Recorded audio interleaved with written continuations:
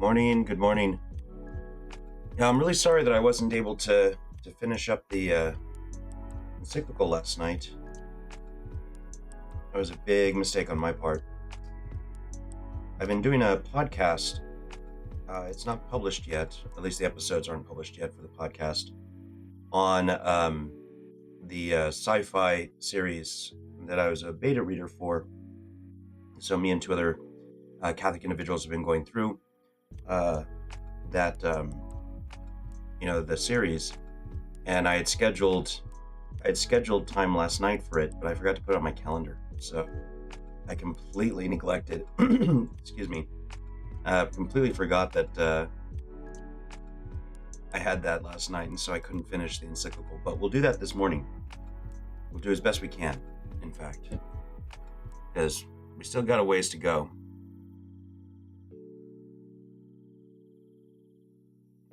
Let's get to where we were at.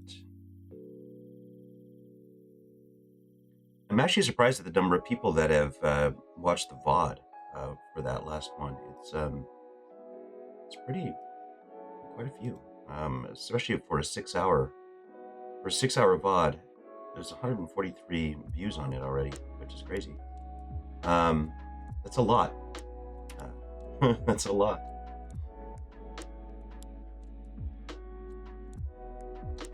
But let's get to the chapter where we were. We're at chapter 4. Morning meltdown. And obviously my voice is a little raspy. Yeah, it's the morning, first of all. But also, man, there's a lot of talking yesterday. Between the reading and commenting on the encyclical, and then also doing a podcast afterwards. Chapter 4. Yeah, we're right here.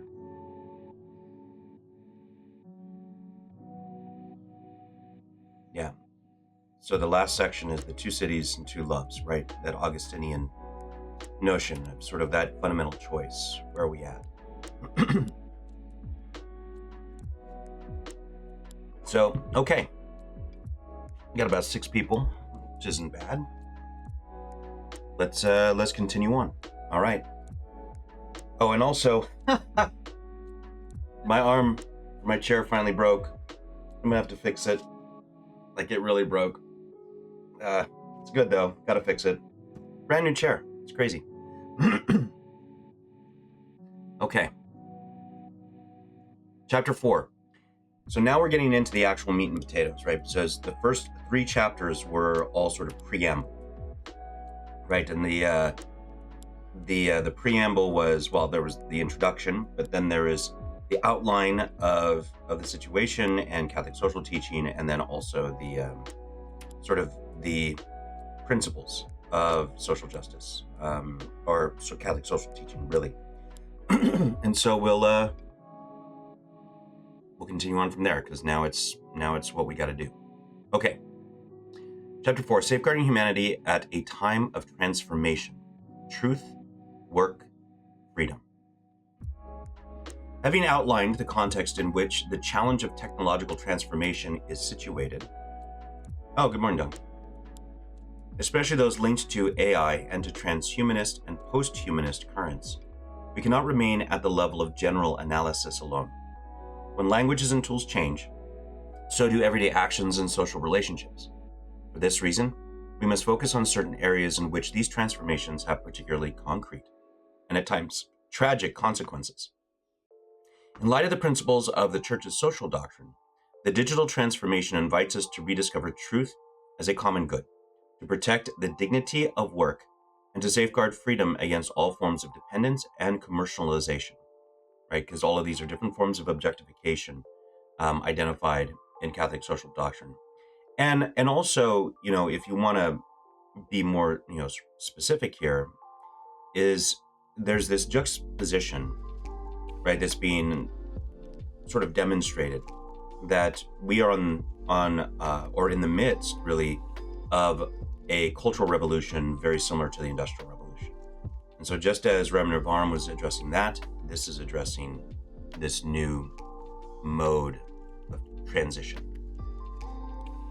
Truth as a common good. Now, we've already discussed common good, we've discussed truth, and I would like to just make a note. So truth is defined, the way we define truth is that it's an adequatio intellectum ad re, right? So what that means is that truth, as Aquinas puts it, is principally in the mind. It's primarily in the mind, secondarily in the thing. And the way something is true is the way the mind sort of grasps the nature of the thing it's observing, right? So the object of the intellect.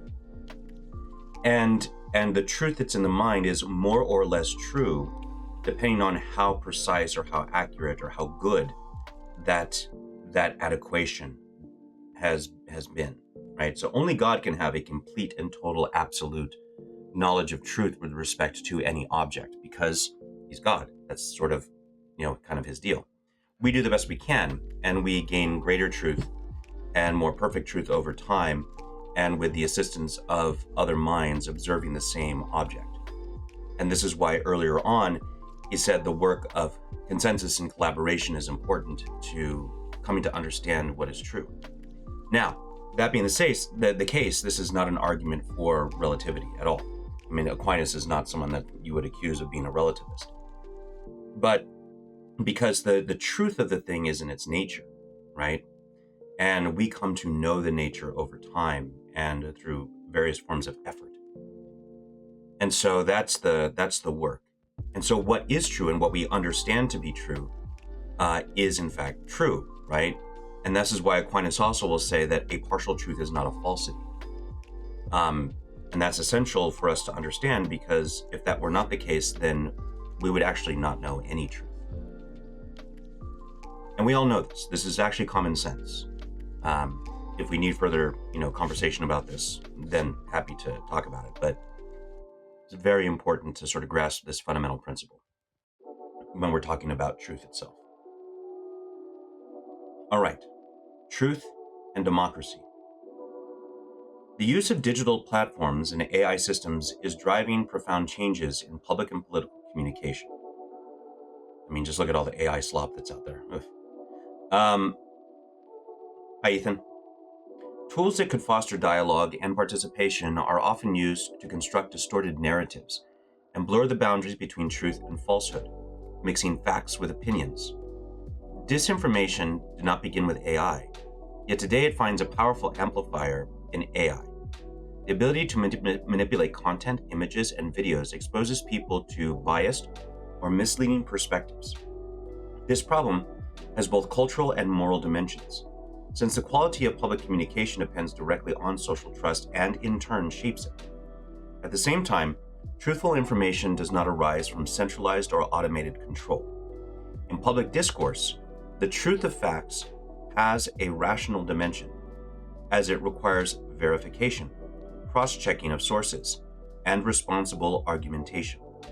Moreover, it is deeply relational, built through bonds of trust and shared practices, as well as an honest exchange with others and with the world. This is actually, in fact, the problem with the widening of the Overton window, because this relational dimension is broken down as that continues to as we are continually divided in our dispositions, in our worldviews, our Weltanschauungs. Only the shared pursuit of the veracity of facts, perceived as a common good, can provide a solid foundation for just communication. Those who command powerful technological and economic resources, along with substantial human capital for intervention, possess significant capabilities for influencing cultural change. Ultimately, they can influence a significant number of people concerning the truth about humanity, the world, the meaning of existence, the family, and even God. This is pure power detached from truth, which subtly or overtly imposes what it wishes others to accept as true. At its root lies a deeper and often unrecognized sickness, the fact that modern man is wrongly convinced that he is the sole author of himself, his life, and society. This is a presumption that follows from being selfishly closed in upon himself. So it's a type of practical solipsism, really, is what's going on there. Again, I think this is all intimately tied to the philosophy of objectivism. right? The philosophy of Ayn Rand, which is sort of an intensifier of sort of a Nietzschean disposition. Consequently, people believe that they can construct reality and that whatever best suits their claims corresponds to what is true. You got to manifest things, right? We hear that all the time. You got to manifest. Okay. St. John Paul II reflected on the consequences of this crisis of truth, going so far as to state that once the idea of a universal truth about the good, knowable by human reason, is lost, inevitably the notion of conscience also changes. This is exactly right.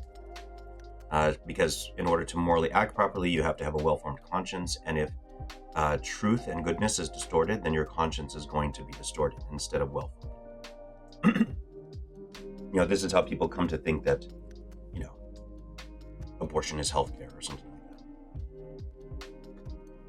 Or like right now, the big thing in the United States, right, is that IVF is somehow pro-life. This is insane, right? This is the distortion of the conscience because of the distortion of truth. In such a context, universally valid truths which precede us and which conscience must accept are no longer recognized. This led Pope Francis to ask with realism, what is law without the conviction, born of age-old reflection and great wisdom, that each human being is sacred and inviolable? To which he concluded, if society is to have a future, it must respect the truth of our human dignity and submit to that truth. Murder is not wrong simply because it is socially unacceptable and punished by law, but because of a deeper conviction. This is a non-negotiable truth attained by the use of reason and accepted in conscience. A society is noble and decent, not least for its support of the pursuit of truth and its adherence to the most basic of truths. The search for truth is an essential element of democracy, which is itself a means of contributing to the common good. When questions about what is true lose their appeal, and a pragmatism takes hold that is content with what appears useful or effective, then democratic life is weakened. In other words, if utilitarianism is the moral sort of framework of the day, then we're cooked.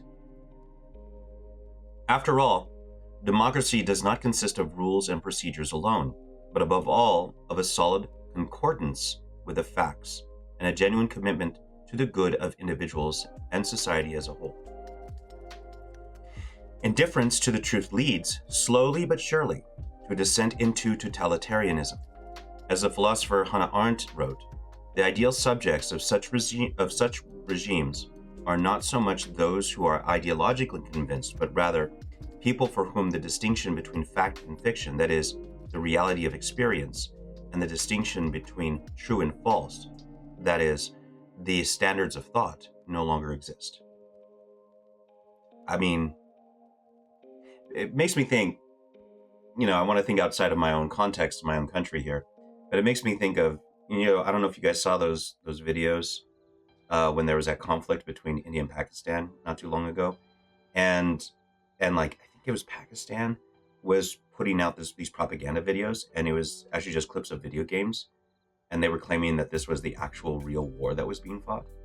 Right? This is what I'm thinking of. Right? Stuff like this, sort of this gaslighting by way of this blurring between reality and fiction. Communication and the collective imagination. In view of this, it is important to recall that communication is not only the transmission of information, but is also the creation of a culture. The content that circulates within digital environments shapes how people perceive the world and introduces into the collective consciousness images and narratives that direct our desires and influence our daily choices. That is, not a parallel or a purely virtual world, since what originates online now becomes a part of people's lives, especially of the youngest. I mean, they got the Holy Father doing the whole 6-7 thing, so I mean, if you need another example, it's escaped confinement, right? It's just oh man. For this reason, those who control digital platforms and means of communication have considerable ability to affect the collective imagination and to present a particular vision of reality as desirable. Such powers should be constantly guided by the pursuit of truth and respect for human dignity, so that the culture fostered on the internet does not become an instrument of excessive distraction, homogenization, or dominance, but rather a setting in which inner freedom and critical thought can mature. And this is, in fact, the dream of the internet, right? The democratization of human thought, of truth, of all these sorts of things that were sort of at the foundations of the creation and the popularization of the World Wide Web. Toward an ecology of communication. Yeah, Donkey, he did it again. Yeah, the brain rot totally has escaped containment. It's like, 6-7 is the COVID of 2026.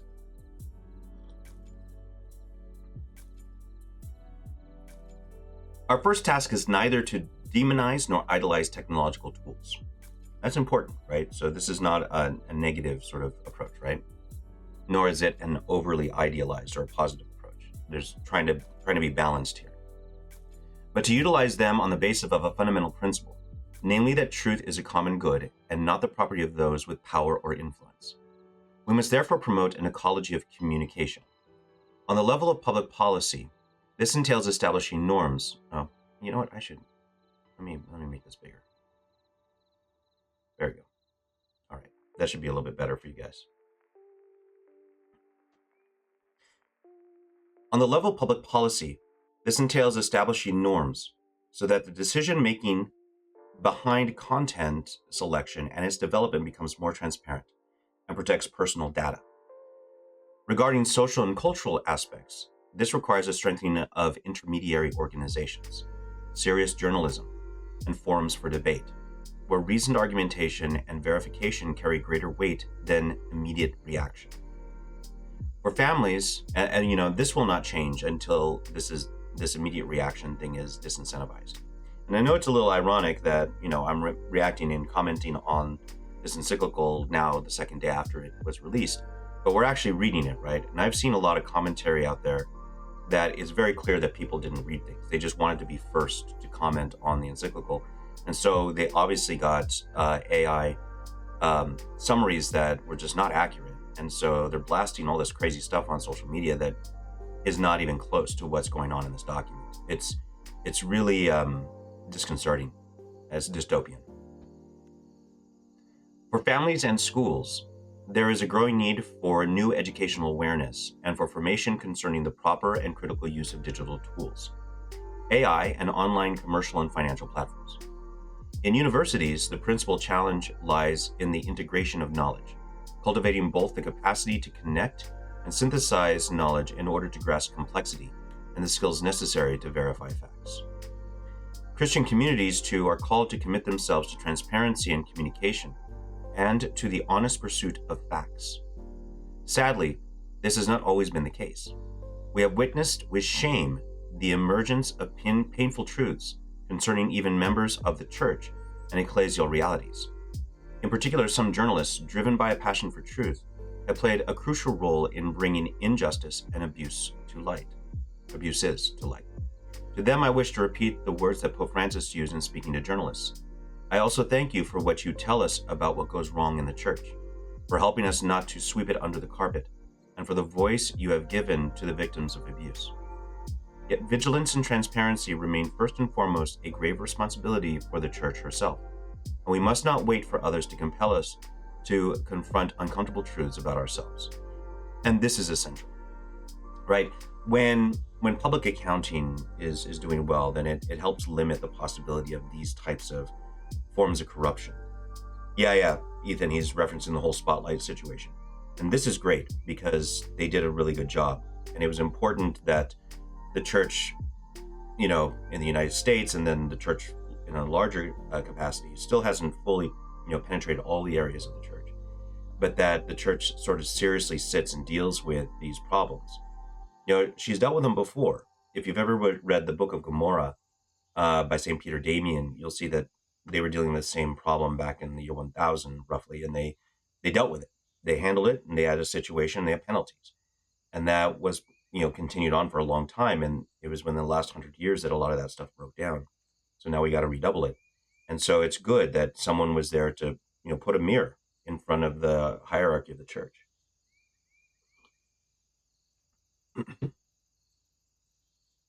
An educational alliance for the digital age. In an era when truth is often distorted in order to serve particular interests and communication strategies, the field of education assumes decisive importance. Yet rapid technological transformations reveal just how unprepared we are on the educational level. The pervasiveness of digital media fosters a culture of immediacy and hyperstimulation, which gives rise to fatigue, boredom, and apathy concerning the effort required for seeking the truth. Interestingly enough, I saw a tweet today that was commenting on said, what'd you guys do before you had cell phones and social media and whatnot to scroll when you got bored? And my comment was simple, is that we didn't get bored. I don't remember being bored as a kid. When I was a teenager, I had a job. I played sports. I went to school. I had other activities that I did, co-curricular activities. Plus I hung out with friends and I played video games. I didn't play that many video games. I had a Nintendo. So probably by high school also probably had a PS1. And because I would have been playing Final Fantasy VII. But so I didn't have time. I didn't have time to be bored. I don't understand that notion of boredom. It doesn't make sense to me. I think the first time I encountered this notion of boredom was my youngest brother. He had this sort of situation. He was just bored, sometimes. I'm like, how do you, you're just not, you need a job. Get a job. My dad was a great proof against boredom. If you were bored, he always had work for you to do. And I think that was healthier than just sort of doom scrolling all day long.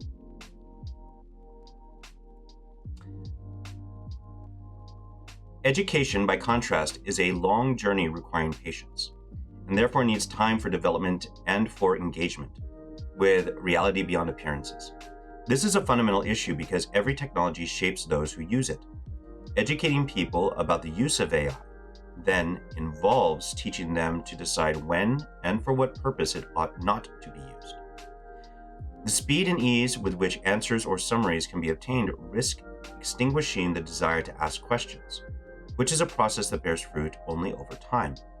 As Plato wrote, the deepest and most important things are learned only after much time and effort, by engaging in discussions with others, striking upon ideas and experiences together like flint until the spark of understanding is kindled within us. That's letter 7. That's letter 7? Letter 7, I think.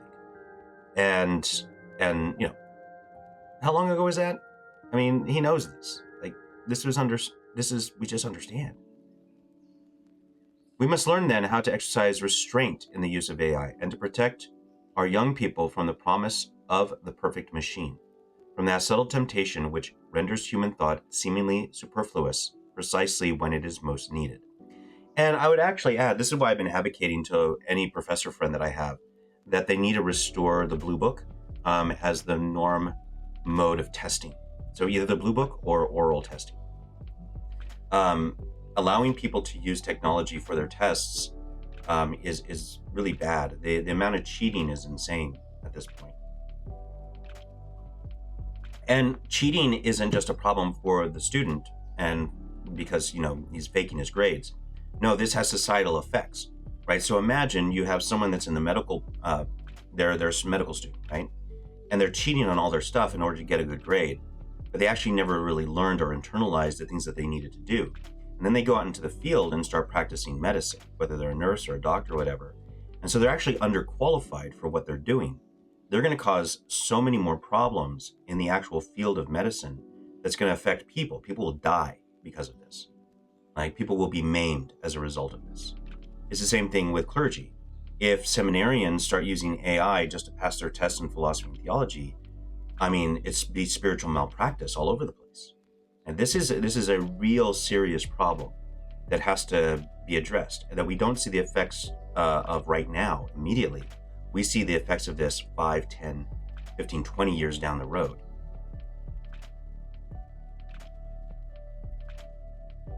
It's a hidden contagion.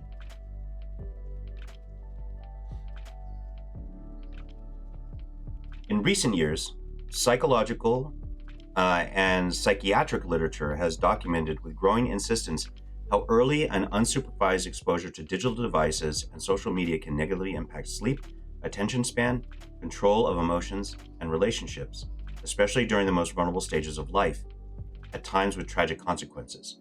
Now, there's an entire book on this, and that is the book called The Anxious Generation by Jonathan Haidt, I believe. And it's excellent.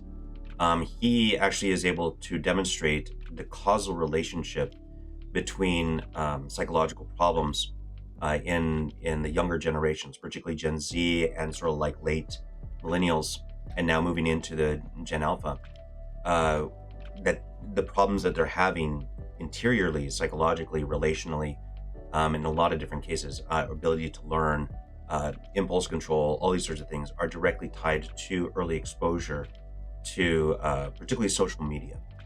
And so so he has a really strong strong argument against the use of these things until like after the age of 16, I believe, is what the data is showing currently. I really encourage that people read that book. You can get an audio, but I actually recommend it in print because there are some charts in there. And then he has a Substack where he updates the research and also fills in problems that were with the text of the original book. So he keeps it as a living document, and it's important. It's important. So if you're raising kids or know people who raise kids, you should read this book. Also, if you're part of those generations, you should read it as sort of a self-reflection. This is further aggravated by easy access to violent or degrading content that offends sensibility, to pornographic and hypersexualized material, to messages that trivialize the body and emotions, and to proposals that normalize risky behavior. Online phenomena such as grooming, blackmail, and the sexual exploitation of minors are not uncommon, and are made more insidious by the use of fake profiles, algorithms that facilitate dangerous contact, and AI tools capable of manipulating images and videos. Having a personal mobile device at too early an age and using it without adult supervision can exacerbate young people's vulnerabilities, foster addiction, and expose them to isolation, bullying, and cyberbullying, as well as to pressure to share intimate images or sensitive information. So I've been going down this rabbit hole, trying to see what's going on actually out there, because I'm kind of in a bubble. I'm sort of in this bubble. My content is very, wholesome. I play Minecraft, right? I argue with people on Twitter, and I've got my Discord community. So I'm sort of in this, this sort of circumscribed space. So I don't really know what's going on out there in the broader, internet world. So I started to follow this particular channel on YouTube that sort of goes down these rabbit holes and shows like all the dark corners and dangerous parts that are out there. And it's horrific. Like the stuff that's out there is horrific. And it's the constant grooming of children. It's the exploitation and grooming of children is mind-boggling to me. I don't even understand it, but it's just all over the place. And I mean, I wouldn't even know how to find this. It's like I joke, with people that I know who have been, involved in drugs and crime and whatnot in the past. And I said, like, man, I don't even know, I wouldn't even know where to go to buy drugs. Like, I don't even know how to do this stuff. It's just not in my world. And it's the same thing online. Like, I don't know where these dark corners are, but people find them and kids find them. And it's really scary and horrific. Let's finish this up before the ad break, and then I'll take a little break. Walk around a bit. It is difficult for parents by themselves to resist the influence of business models that monetize attention and time. Therefore, it is essential to form an alliance among policymakers, educational institutions, and families that is capable of concretely supporting adults in this task. Far-sighted public policies are needed to oppose the immediate interests of platforms concentrated in a few hands when they conflict with the well-being of minors. This is like what happened with Facebook. In this regard, or Meta or whatever, in this regard, interventions by legislators are appropriate for setting age limits, holding service providers accountable rather than shifting the whole burden of control onto families, and providing specific protections against all forms of online sexual exploitation and violence. Thus can children and adolescents who are entrusted to our care be generally protected as a precious treasure. At the same time, it is also necessary to teach children, adolescents, and young people how to recognize manipulation, defend their dignity, and respect that of others in digital environments. Yeah, Roblox is another good example. Yeah, Discord, Roblox, all of these places. There's a lot of dark corners out there. All right, after the ad, I'll be right back.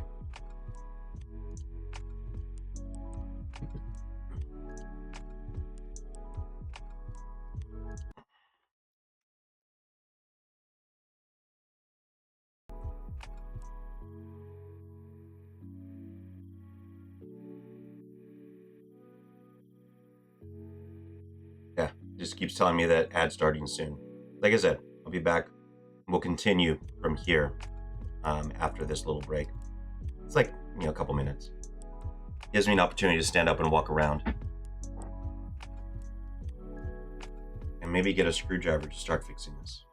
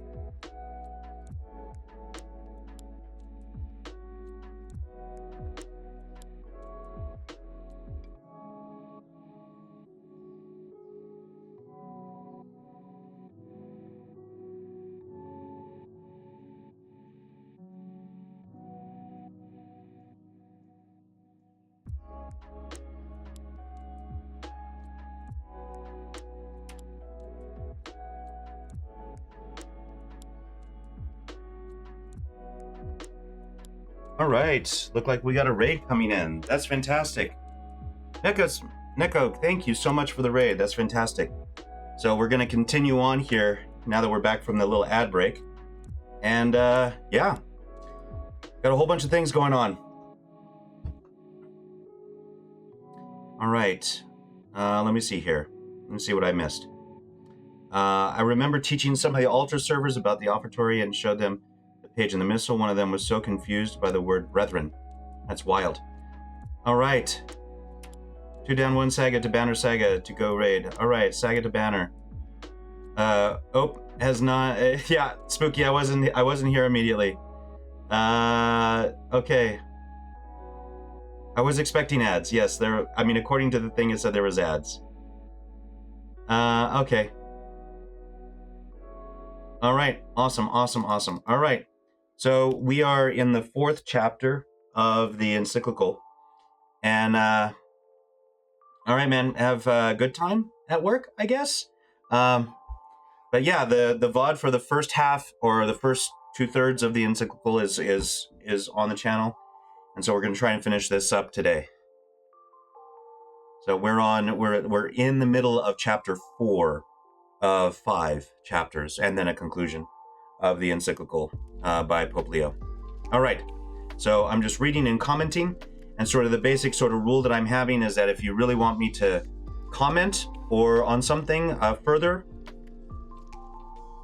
yeah, Ghost, I'll mention it in 1 second here. So the rule is pretty simple, is that if you really want me to clarify something, or you want to ask a question specifically about the text that we're reading, then highlight it, either using sort of like the channel points, which I have as stars or bits or whatever, however you want to highlight the text so that I see it, because I'm just going to keep reading. I might see things off in the peripheral over here when they pop up, but I can't guarantee that. So if you really want me to comment on something, make sure that you highlight it.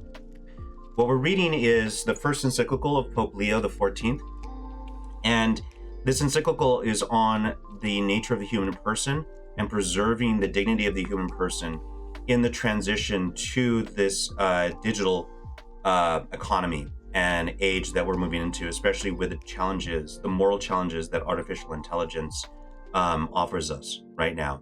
And so he's outlining principles. Well, that's what in the first 3 chapters, he outlined the history and the principles of Catholic social doctrine in order to help give us a focus and a scope of how to analyze the issue.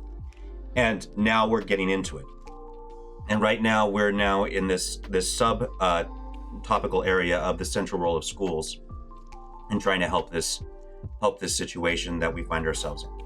And it's significant that he signed the document on the anniversary of Pope Leo XIII from the 1800s, his document Rerum Novarum, which that document was written specifically to do the same thing, but in the Industrial Revolution. And so he's paralleling the Industrial Revolution and the transition of the Industrial Revolution to this, whatever we want to call it, tech revolution, AI revolution, whatever it is. And he's showing the pitfalls and the dangers, the benefits and the positives, and then how to sort of approach this in the right way and to create the right frameworks for ethically moving forward with the use of modern technologies. And not just AI, but other modern technologies like social media. That's what this has been focused on right now. We've been focusing on sort of like the care and protection of children right now in this particular aspect. So it's extremely timely and extremely important. All right, paragraph 143. The central role of schools. School is a place where new generations can learn to seek and love the truth, to reflect on the meaning of life, and to recognize the dignity of every person. For this reason, many parents who want their children to grow in the capacity to form relationships, develop critical thinking skills, and embrace solid values. Oh, and by the way, I'm not just reading, I'm also commenting as we read. So this is effectively a live reaction. I haven't read the document yet in its totality. So as I'm reading it, this is my first read of the document. I'm giving my immediate sort of off the top of my head response to the various things, and actually showing where things are coming from. So just applying my knowledge to the document to help people out, to give them frames of reference, what things are about, defining terms, etc., and just general social commentary with respect to what's going on here. But I am reading the document. So For this reason, many parents who want their children to grow in the capacity to form relationships, develop critical thinking skills, and embrace solid values place great expectations on schools as valuable partners in their children's education. Yet parents have the primary and inalienable right to choose the kind of education and formation for their children, in a manner consistent with their moral, cultural, and religious convictions. Today, the world of education faces a number of urgent challenges. The first challenge is socio-political. Ha, Ghost, that's fine. Stick around. Ask questions. I'll help. The first challenge is socio-political, both within individual nations and across different regions of the world. Significant inequalities persist concerning access to basic education and higher studies. In many nations, governments have not yet invested the necessary resources for guaranteeing a quality education for all, whether by adequately supporting the public school system or by assisting private institutions that offer this essential service. Let me give you a concrete example. When I did a mission trip down to Guatemala back in 2011, I believe, and we went to go teach at a school up in sort of one of the Mayan regions, and we found out what the curriculum was for that school. The curriculum was simple: teach the kids how to speak Spanish. That was it. There was nothing beyond that. It was just teaching the kids how to speak Spanish, and that's pretty much it. Because that's all that mattered. Because they weren't interested in actually providing a real education for the Mayan kids, so that they could actually advance in society. It was an active way of oppressing the population. One of the many active ways. They had an incentive because they were having a hard time getting people to go to school because, you know why? And so the incentive was, for every day of school that you went to, you got sort of like a bundle of sticks that you could use to cook in your stove, because they had like wood burning stoves for food. It was crazy. The whole thing was crazy. 2011. Let's see. Where was I? In many nations, governments have not yet invested. Okay, that's where we were. Okay. When a substantial portion of education at various levels is entrusted to private institutions, access to schooling may become overly dependent on families' financial means, especially in the absence of adequate public support. In the face of this risk, it is nevertheless important to acknowledge and encounter the contribution of many private Catholic educational institutions, which ensure inclusive access for children and young people of every background, even when families' economic circumstances would not otherwise allow it. That's correct. And interestingly enough, living here in Utah, it was Brigham Young who brought the Catholic schools here because he wanted the Mormon kids to have the best education possible. And that was the Catholic schools at the time. Still is, really. Yeah. And they're really good about dealing with costs. As far as education is concerned, I think today, if I had my own children, I'd do everything I could to probably homeschool them. The second major challenge is pedagogical. Many educational systems struggle to keep pace with change and to support the integral development of students. The advance of information technologies and AI is rapidly rendering curricula obsolete that were designed for a different era. Meanwhile, the organization of schools, physical spaces, evaluation methods, and the role of teachers themselves must be rethought in order to promote an authentically integral education that addresses every dimension of the person. Actually, interestingly enough, there is a study, or not a study, it was a plan put together by one of my personal sort of intellectual heroes in the United States, Catholic heroes, a guy by the name of John Senior, who was one of the brain trust for what was known as the Integrated Humanities program at Kansas University. And he actually designed a whole pedagogy for a boys' school that it was so detailed that it actually described the type of architecture and layout of the actual campus that was needed in order to adequately educate young boys. It's worth studying, worth looking at and studying. It is necessary to support the ongoing formation of teachers throughout their professional lives, so that they can engage positively with new technologies, helping students to use them responsibly, critically and creatively, rather than passively succumbing to their influence. The third major challenge is intellectual and concerns knowledge. Without careful attention, an educational system lacking in a for truth may emerge in which an incessant flow of information replaces the essential exercise of research, reflection, and discernment. As knowledge becomes increasingly fragmented, it becomes difficult to grasp reality as a whole, to ask profound questions about meaning, or to develop authentic critical and creative thought. That's 100% the case. Many educators already report signs of dehumanization, where people may know many things, but struggle to find direction in their lives, partly due to an inability to connect information with deeper knowledge or maintain a sense of purpose. I see this all the time working at a university setting. A generally healthy attitude is needed, requiring rhythms that incorporate silence, in-depth study, reading, and judicious analysis. For without these elements, inner freedom may be compromised. The Church's social doctrine invites families, schools, Christian communities, and public institutions to form a renewed educational alliance. This takes shape when fundamental principles are translated into educational goals, including teaching students a sense of moderation and limits, recognition of the rights of others, and of future generations to enjoy the goods that are either provided for us or made available by human ingenuity, freedom and responsibility, and a sense of transcendence and the common good. Schools are not called to follow the pace of the digital world, but to offer that which the digital sphere by itself cannot provide, namely a shared time for learning and developing trustworthy relationships. I think this is an important thing that's sort of forgotten in sort of the work of education. Since education has been commoditized, right? There's almost like a fee-for-service notion about education.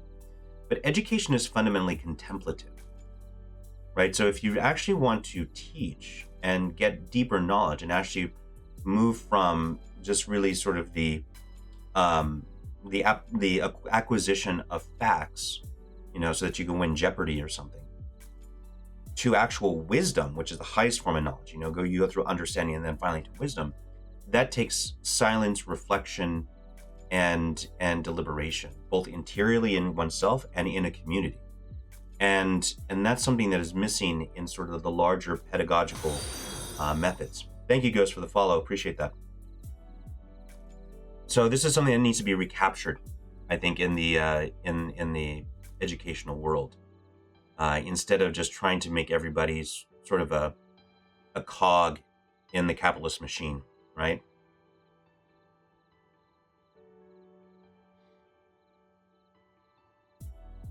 Ethan, you're absolutely right.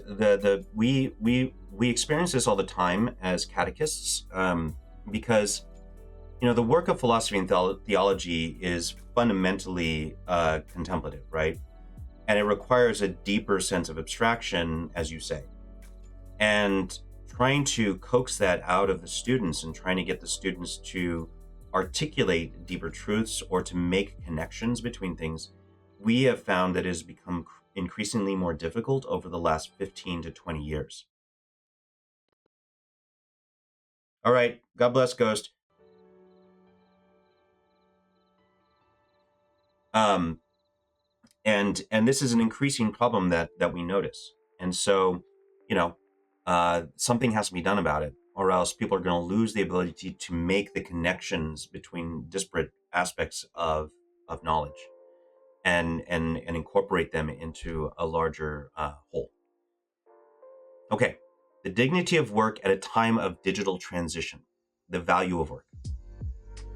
Since the emergence of our social doctrine, beginning with Rerum Novarum, the Church has emphasized the protection of workers and the need to combat all forms of exploitation. Above all, however, the Magisterium has recognized in work the essential key to understanding the entire social question, since it is through their work that individuals develop many dimensions of their existence. In view of this, we can understand the great intuition of Saint Benedict of Nursa, who united prayer and work, right? Laborum, ora et labora, right? Showing daily activity to be a part of the human response to God's call. Created in the image of the Creator, our own work in some way continues His, for thereby we contribute to the progress of society and the common good, but to good use, put to good use the capabilities we have received, improve and beautify the world, support our families, engage in cooperative relationships, and through listening and dialogue, learn to build together something that no one could achieve alone. Right. We live in a society. For these reasons, work is not simply an instrument. It expresses and enhances the dignity of our lives. It is a requirement of the human condition, a normal path toward maturity, development, and personal fulfillment. In this regard, financial assistance to the poor may at times be necessary in emergencies, but it cannot become the sole response, since the goal is to enable each person to live with dignity through his or her own work, right? Give a man a fish, feed him for a day, teach a man to fish, feed him for a lifetime, right? That's kind of what he's saying there. Today, the convergence of automation, robotics, and AI is rapidly transforming the very structure of work. It is said that, and you know what, that fish story sometimes trivializes the importance of this. If a person doesn't have the opportunity to work to earn their own keep, it does harm to their dignity as a person. They lose a certain dignity. They become a ward of the state or somebody else, and that's not good. That's not good for any of us. It's a path for sort of like both personal and also cultural destruction, or at least deconstruction. Today, the convergence of automation, robotics, and AI is rapidly transforming the very structure of work. It is said that this will bring great improvements for everyone. In reality, however, the new ways of working are not necessarily better. For while AI promises to boost productivity by taking over mundane tasks, it frequently forces workers to adapt to the speed and demands of machines, rather than machines being designed to support those who work. As a result, contrary to the advertised benefits of AI, current approaches to technology can paradoxically de-skill workers, subject them to automated surveillance, and regulate them to rigid and repetitive tasks. The need to keep up with the pace of technology can erode workers' sense of agency and stifle the innovative abilities they are expected to bring to their work. Precisely in order to avoid this drift, it is necessary to design systems that are centered on the human person and not solely on performance. Now, here is a very interesting story. So, again, I work here at a university in conjunction with, professors and staff and students and everything. And so I get to hear a lot of interesting things that are going on in these various fields. Well, one of our doctors was talking about some research that was done about the use of AI. I think I mentioned this yesterday, but the use of AI in sort of being able to detect tumors, and in a very particular part of the body, and the rate of detection, the success of detection was something around, let's say, 85% for the doctors that they were looking at. When they gave them artificial intelligence tools in order to help detect, these problems, these tumors, their ability to detect increased to like 91, 92%, something like that. Then, after using it for about 6 to 9 months, I think it was, they took the AI tool away. And then the ability for the doctor to detect the tumors went below where it was previous to the use of AI, which I think is a fascinating aspect of the way in which we relate to these tools. And so we got to be very careful that we aren't hobbling ourselves in the process of using these tools to aid our work. The problem of unemployment. St. John Paul II recognized that unemployment is a grave evil. Obviously, how many civil wars have started because of significant unemployment? A lot, almost all of them, right? Indeed, when it reaches massive proportions, it becomes a true social calamity that especially requires the state to exercise responsibility. Today, amid the fourth institutional revolution, this concern is even more acute, as innovation is often pursued solely for reducing costs and increasing profits. In some contexts, there is a legitimate fear of a significant and rapid contraction of available jobs that would create a chain reaction deeply impacting families, young people, and local economies. In many sectors, this can already be seen in new forms of job insecurity and inequality, characterized by outsized remuneration for a highly specialized minority, alongside declining wages for a large proportion of the workforce. I think there's pros and cons to this. I watched the video about the guy who fired his entire HR team, and it made everything better. And so I'm okay with that. If it actually makes the workplace a better situation. But I do think there's also a danger, right? So there are dangers, there are limitations. You have to be very discerning and precise about the implementation of these things.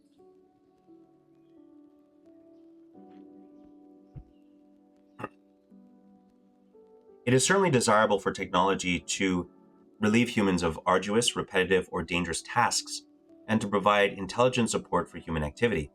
Yet the protection of employment opportunities and the irreplaceable role of the individual must remain the general rule, right? Because we have to be person-centered, not product-centered, right?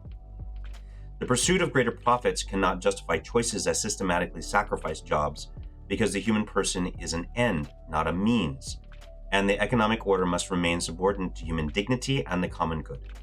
I really think you can see this entire encyclical, really, in many ways, like the meta here is it's an argument against objectivism. I keep saying this. Like this is an argument against the philosophy of Ayn Rand and its prevalence in sort of the upper echelons of business and society, where people are means to your ends instead of ends in themselves. At the same time, we must acknowledge that every real transition involves discontinuities, for it is uneven, fragmented, and sometimes conflictual. Consequently, no single model of change or universal solution exists, since there are places and situations that require different responses. Given the inequality that characterizes our world, the spread of AI and computational systems produces varied effects in different places. While these societies automate rapidly and chaotically, reducing the need for a workforce and creating room for unemployment and institutional friction. Vast regions of the world, by contrast, remain trapped in hybrid economies where underpaid human labor and partial technologies coexist without achieving genuine transformation. All right, Donkey, what is working? Is commerce the only way an artist or someone who makes something that's not food, what is work? Able to eat? No. So work is all of these different sort of things that man does, right? We distinguish between the two sort of things. There's work and then there's leisure, right? So leisure is one thing, work is another. So like for instance, let's say I'm an artist, but I also just like to paint, right? So I might paint for myself as an act of leisure, but I also then might paint under commission, right? I might have a commission from some benefactor, and that is now work, right? Work produces things for to benefit oneself and others. That usually has some form of remuneration that's associated with it, whereas leisure doesn't have that notion of remuneration and is ordered more towards sort of contemplation, rest, and relaxation.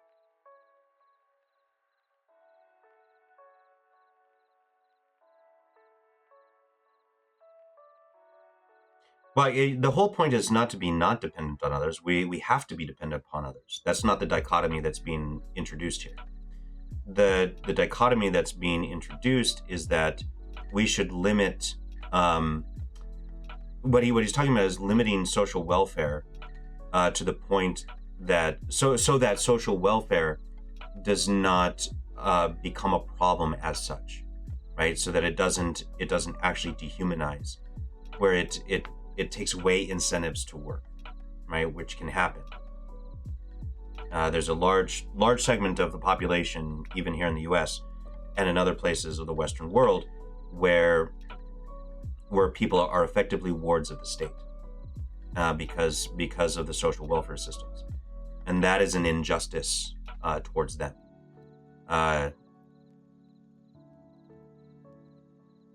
No, we cannot contemplate all the time. That's heaven, Donkey. That's what heaven is. On this side of the veil, you got to work. As St. Paul says, if he does not work, Let him not eat.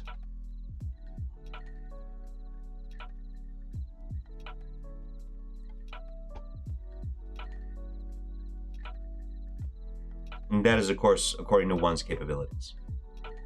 Right? You may have certain disabilities or whatnot that you have to be cared for, right? But still finding meaningful work for someone, even to their abilities, to their capacity, is something that's important. I think a good example is this. Like, I worked for a couple years when I was young. I worked in lawn care and landscaping. And I had a great boss. We did good work. In fact, one of our houses that we took care of actually ended up on the cover of Home and Gardens at one point. And so my job was simple. I was young, and so I pretty much mowed lawns and clipped hedges and did those things under his direction. And I would do 8 hours of work outside, not hard labor, but labor. And I would get done. I'd end my day, and I felt great. Just felt great. I was tired, but tired in the right sense. And comparing that to my experience of working in like an office and in a cubicle, where I'm always on the computer or on the phone, which is another form of work that I've done in the past. And that was miserable. In comparison, being able to actually do work, like to be able to see the fruits of your labor and to to do something as simple as just making a person's yard look nice. It's not world changing. It's not like you're curing cancer or anything, but man, it felt good. It felt human. It felt right. So, Donkey, to answer that question, you need to watch the first VOD, because that's discussed in the first VOD. That's discussed in the first half. Yeah. Why is work important? Yeah, because that's how we're made. As our Lord said, when he created us in the garden, Adam and Eve, he said, get to work, name the animals, have, pick the fruit, do the things, or as the old poem says. Actually, Donkey, there is a great, let me bring this up real quick. There's a great poem.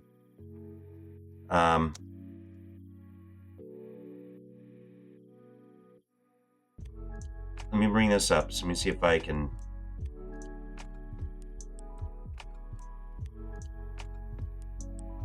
See if I can just get the text. And or we can, yeah. So Paul Harvey did this. Paul Harvey used to be a radio personality. He's deceased now. He was amazing. So we can listen to this. It's only 2 minutes and 30 seconds roughly. And on the 8th day, God looked down on his planned paradise and said, I need a caretaker. So God made a farmer. Is that loud? God said, I need somebody willing to get up before dawn, milk cows, work all day in the fields, milk cows again, eat supper, then go to town and stay past midnight at a meeting of the school board. So God made a farmer. Is that better? I need somebody with arms strong enough to wrestle a calf and yet gentle enough to deliver his own grandchild. Somebody to call hogs, tame cantankerous machinery, come home hungry, have to wait lunch until his wife's done feeding visiting ladies, then tell the ladies to be sure and come back real soon, and mean it. So God made a farmer. God said, I need somebody willing to sit up all night with a newborn colt and watch it die, then dry his eyes and say, maybe next year. I need somebody who can shape an axe handle from a persimmon sprout, shoe a horse with a hunk of car tire, who can make harness out of hay, wire, feed sacks, and shoe scraps, who planting time and harvest season will finish his 40-hour week by Tuesday noon, and then painin' from tractor back put in another 72 hours. So God made a farmer.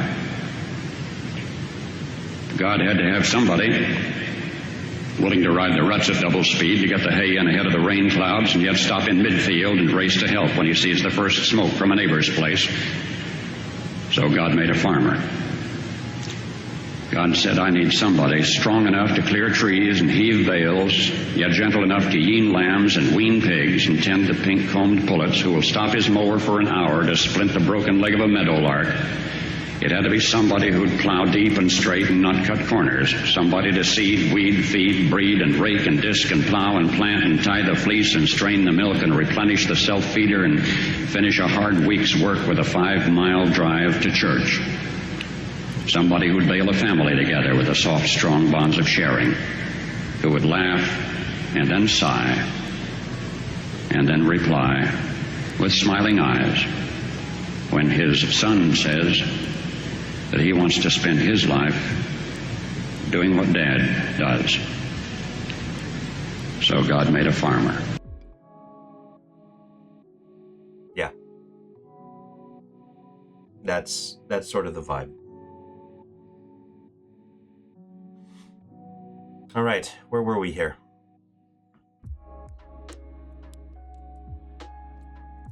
Well, we can just go back up here. Wealthy societies automate rapidly and chaotically, reducing the need for a workforce and creating room for unemployment and institutional friction. Vast regions of the world, by contrast, remain trapped in hybrid economies, where underpaid human labor and partial technologies coexist without achieving genuine transformation. These areas become places of precarious labor and hotbeds of instability and forced migration.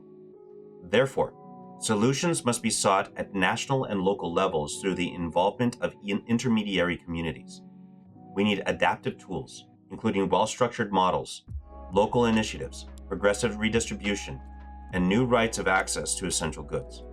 While not pursuing an abstract harmony, we must build concrete forms of human coexistence at this time of transformation. Yeah, and again, he's saying this specifically so that we don't go through the same pain and suffering as a world that we did in the Industrial Revolution. So we don't repeat those mistakes, right? Work remains a fundamental dimension of the human experience, for not only is it a means of sustenance, but it is also a context for expression, relationships, and contributing to the community. Therefore, the problems related to work extend beyond the income necessary for family survival. A society that guarantees employment to only a small fraction of the population, despite having a high level of technical development, risks exposing many to forced inactivity, a lack of responsibility, and the absence of daily tasks and stimuli, resulting in human and cultural impoverishment. Put another way, there's an old saying, idle hands are the devil's playground, right? This creates a paradox of material progress and anthropological regress that undermines the foundations of a just and stable social peace. Exactly. I mean, this is why you see civil wars in situations where that becomes the reality. For this reason, the Church's social doctrine insists that access to work for all must be a high priority for public policies and economic processes, serving as a criterion for evaluating the human quality of any development model.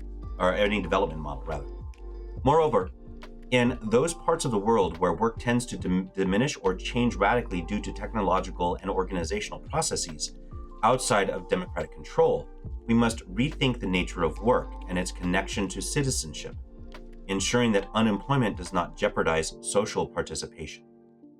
Exactly. Again, the danger of, creating the conditions for a civil war, which has happened, right? This is not abstract. There are many examples of this right now, right? Not just back then. Even though in my mind, the Spanish Civil War is the most prominent example of this very situation. There are many other examples. You can think of some of the nations in Africa and other places where this constant chaos is going on because of these conditions and other conditions. In light of this conviction, we can better appreciate the history of the Church's social doctrine after Rerum Novarum. The initiatives which emerged from that tradition, including associations, trade unions, cooperatives, and welfare organizations, have contributed decisively to improving labor legislation, protecting the most vulnerable, and promoting more humane conditions. Today, however, these instruments are no longer sufficient by themselves in the face of the transformations driven by AI, the new organizations of markets, and the competitiveness that is rarely concerned with social sustainability. New collaborative efforts are needed among political leaders, labor organizations, the business world, and the scientific community in order to develop rapidly adequate shared regulations and protections, including at the international level. Labor unions, which the Church has consistently supported, has called upon to be open to new types of employment and the corresponding needs of workers in order to represent and defend them.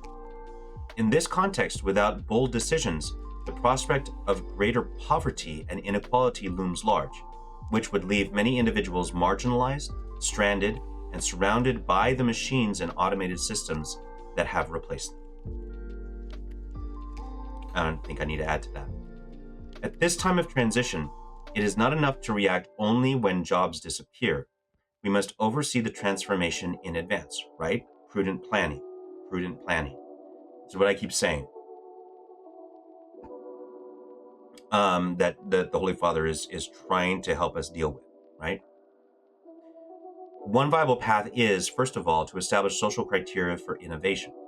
Here, every introduction of automation and AI should be accompanied by verifiable measures to protect the employment, retraining, and participation of workers.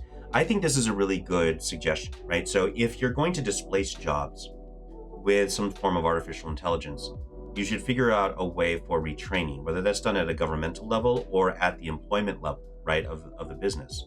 You know, making a lateral move with someone so that they're not lost as a result of this, I think is an important possibility that could be implemented pretty easily.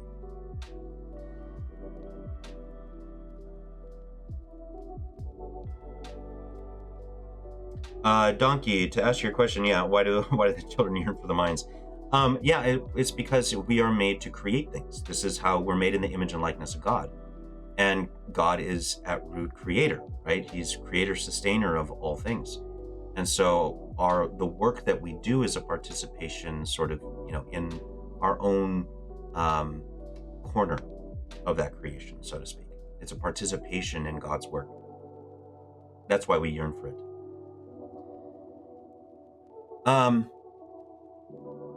Second, we need proactive policies that make continuous training and professional transitions accessible to all, ensuring that the cost of adaptation does not fall solely on individuals. Finally, yes, because there is a social good here. And so if there's a social good, then it should be handled at a social level, not just at an individual level. Finally, there needs to be a corporate commitment to include quality and dignity of work among its indicators of success. When these conditions are present, innovation can serve as an ally of safer, more creative, and dignified work. Without them, innovation tends to become an accelerator of injustice.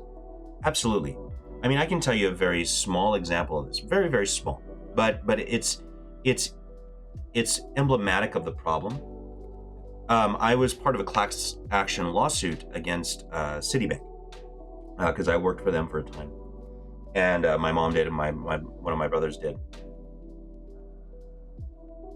And this class action lawsuit, Citibank lost, and or they arbitrated out or something like that. I forget exactly the details, but the whole basis of it was that they were not paying us for time spent at work.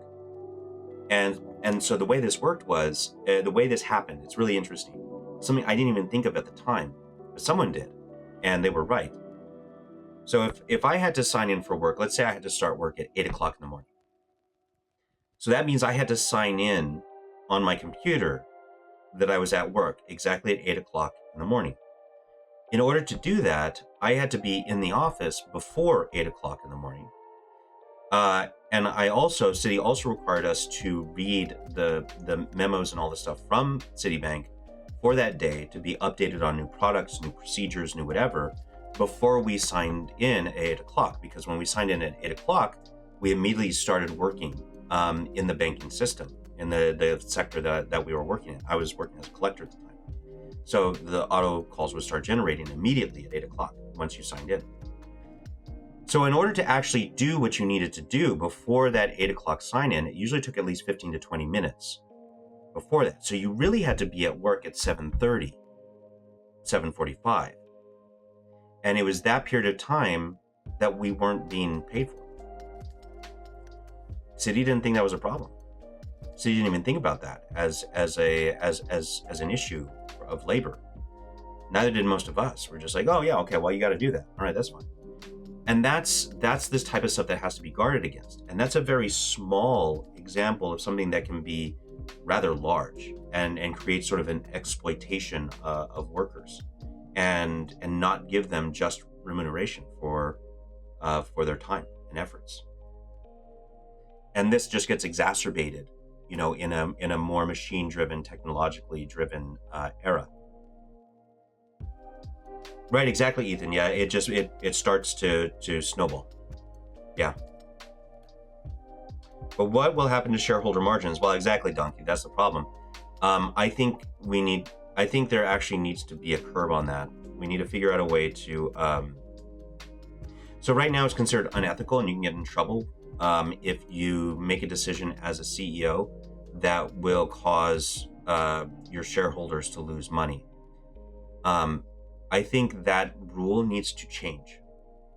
I think that it should be okay to make a decision for a company that will cause your shareholders to lose money if that decision has a significant benefit for the company itself, which includes the workers. So like, for instance, if you wanted to reduce profit margins, for instance, so that your product is more affordable, that should be sufficient.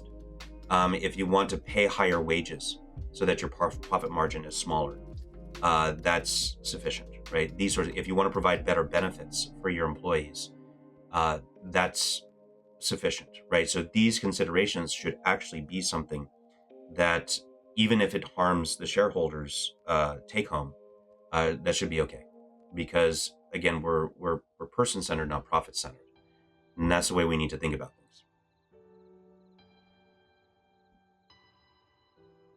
All right. An economy that values dignity.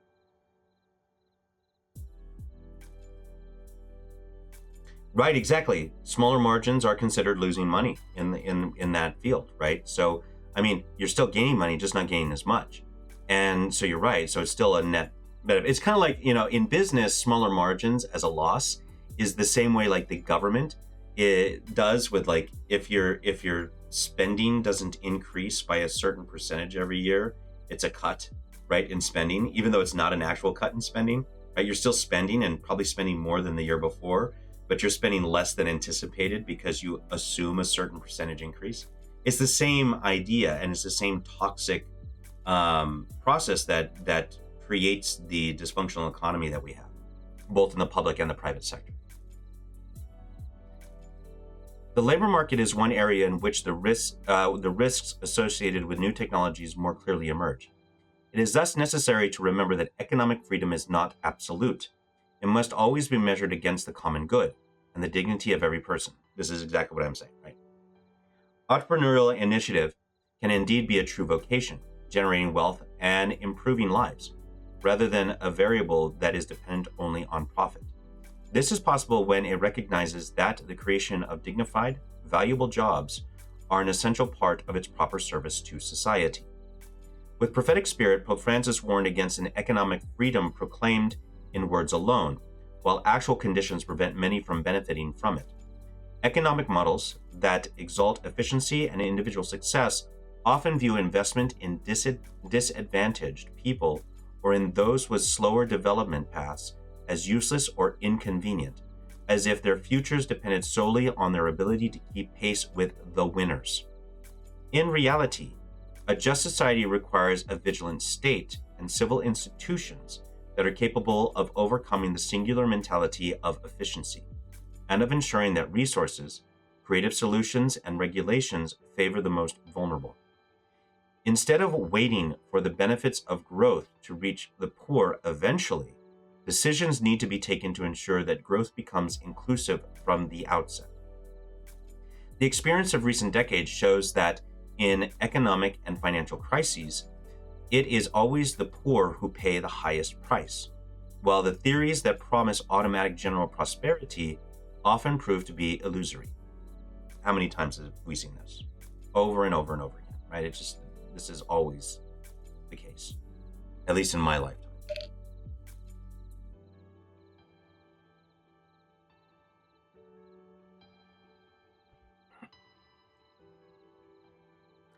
It is important to move beyond the current metrics of development, which for more than 80 years have been tied to the concept of gross domestic product. Ooh, he's going after GDP. Okay, all right, let's see what's going on here. Since these metrics almost systematically neglect aspects essential to the overall well-being of people and the environment. True. Yeah, it's just about gross domestic product. It's not about persons. Again, it's about revenue. The development of parameters and metrics complementary to GDP is crucial for improving the database used for conducting analyses, political and economic decision-making, and establishing regional, national, and international priorities. The introduction of new parameters will allow for a comprehensive and timely assessment of how legislative and regulatory decisions impact the dignity of work, shared prosperity, inequality reduction, and environmental protection. It will also affect the concept of development, educational processes, mindsets, and public opinion, as well as peace, which is only authentic when based on justice. Yeah, some of the countries that have the most GDP have the worst wealth inequality. Absolutely true.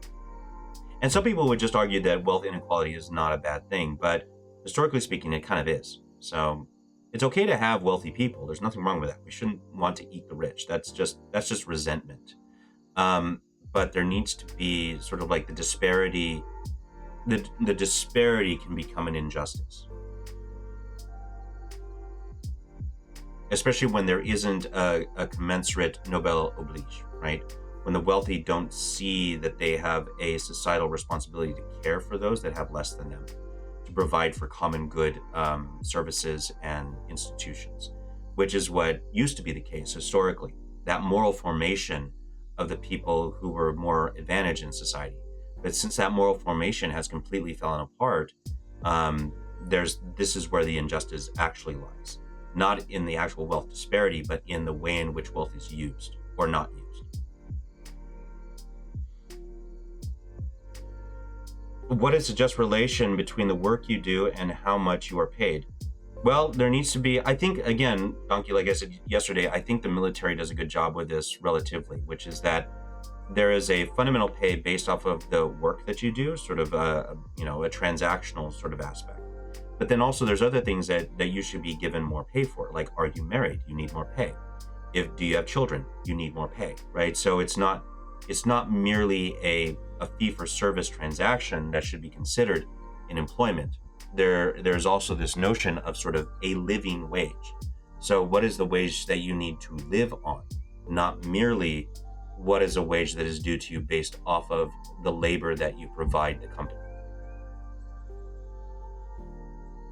Yeah, the Gulf Arab states have some of the worst. UAE is a great example of this. Saudi Arabia is a great example of this. Like there's this 1% that just lives high on the hog, and then everyone else is just like in shacks, right? It's pretty bad, the inequalities. And that's the case actually in a lot of places. Like Cuba's that way, right? Cuba, the people on top of the government, they have billions of dollars at their disposal, whereas everyone else, has nothing. This is not an uncommon situation for most places in the world, right? In some ways, the United States is fortunate. So we have a very large middle class. So you have this really wealthy class. You have a large middle class. They keep saying that it's shrinking, but it's pretty large. And then you have this lower class, the working class, lower class, and then those are completely sort of indigent. And we have to work to fix sort of those parameters or those people on the peripheries of that. But a lot of these other places have like zero middle class. Living wage plus something depending on your work. Yeah, something like that. Yeah, and you can create some sort of rubric for that. Like I said, the military does it. They don't seem to have a problem with that. Why can't just a standard corporation do the same thing that the military does when calculating pay? That's sort of the way I think of it. In recent years, finance has increased in importance and has undergone significant innovation, driven partly by the introduction of cryptocurrencies. The reflections and observations contained in the teaching of my predecessors, particularly in their encyclicals, have highlighted how the financial intermediation sector, when operating without the necessary anthropological and moral foundations, has not only produced manifest abuses and injustice, but also demonstrated a capacity to create systemic and worldwide economic crises. Absolutely. How many times have we seen that? I mean, just in my lifetime. With the SNL scandal, every single Ponzi scheme that has had significant sort of impact, the housing crisis, which is its own Ponzi scheme sort of situation that was caused pretty much by the government, and then banking systems being complicit in that, and just like all sorts of crazy stuff. Like, it's amazing. I mean, it's crazy the amount of influence that they can have and just destroy people's lives by the tens of thousands, hundreds of thousands. It's amazing. It is likewise the case that income from capital risks replacing income from labor, which is often confined to the margins of the economic system's primary interests. Yet savings transformed into credit for the real economy, thereby creating both jobs and self-employed work, remains central for development and the investments that must accompany ongoing transitions. The social function of credit remains irreplaceable. Finance for its own sake is fundamentally different from finance aimed at the development, creation, and evolution of work. This is an important distinction because, what's going on here in this little phrase is that, and it might go on, he might talk about this a little bit later, but he's saying that so there's a problem, usury is a problem, but credit has a good purpose when credit is used rightly. And so these are the right uses of credit, as opposed to these other uses of credit, which are usurious. That's a good distinction to make. That is not always made. This perspective needs to become part of a broader view of global dynamics. While the world's wealth has grown in absolute terms, it is increasingly concentrated in fewer hands, widening inequalities both within and between countries. Correct. There are a few who have too much, and too many who have little. That is the logic of today. Scientific and technological advances, even in the medical field, are not easily accessible to the vast majority of people, as was dramatically demonstrated during the recent pandemic. While some regions spent heavily on superfluous interventions or dreams of individual enhancement accessible only to a select few, other parts of the world lacked the essential equipment needed to save millions of human lives. To think that new technologies will automatically benefit everyone. So a good example is right? Remember, so whatever you think about COVID and whatnot, just think about what happened economically, right? The United States purchased pretty much we purchased almost the entire first round of vaccinations, right? There was nothing left for anybody else. That's crazy, right? Or there was very minimal left for other people. So the fact that we can do that and then just consume all of that up and leave nothing for the poor, the globally poor, that's its own sort of injustice. And you have to think about that sort of relationship because, especially as the wealthiest nation in the world, we have a responsibility of care for those who are not. Yeah, Donkey. Yeah, India did that. Also, one of our brothers, Father Nicanor Austriaco, invented a vaccination for the poorer nations. So that happened. But I'm thinking about, imagine just remember what happened at first, right? That movement, what happened there initially was wild. When you think of it on an economic level, right? Unless transformations at the design stage prioritize the prevention of new and further disparities, technological progress will inevitably produce structural inequalities. Today, justice requires access to the benefits of innovation, including care, knowledge, tools, and opportunities. Just laws and methods of redistribution are certainly necessary for correcting imbalances, including tax systems that lighten the burden on the weakest and ask for more from those with greater resources. Sure, of course. Progressive tax systems, of course. However, I didn't used to believe that. When I was younger, I was a strong believer. I was against progressive taxes. But as I've gotten older, I tend to agree with it more. And I agree with Jeff Bezos in the sense that the bottom 50% of Americans shouldn't pay any taxes at all. because their contribution is insignificant to the larger tax revenue of the country. So it's I think that would be just a good approach. Just absolve the bottom 50% of any tax obligation whatsoever.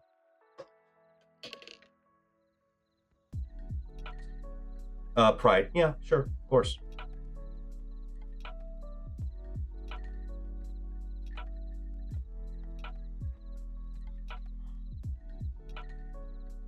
All right, so I'm going to pause here for the ad break and let that run. So again, I can stand up and walk around, so I don't get blood clots, because I have a blood disorder that, that's a danger. It's a real danger for me. So, if the ad starts, if it doesn't start, whatever, I'm going to be walking around for about 3 minutes. So enjoy.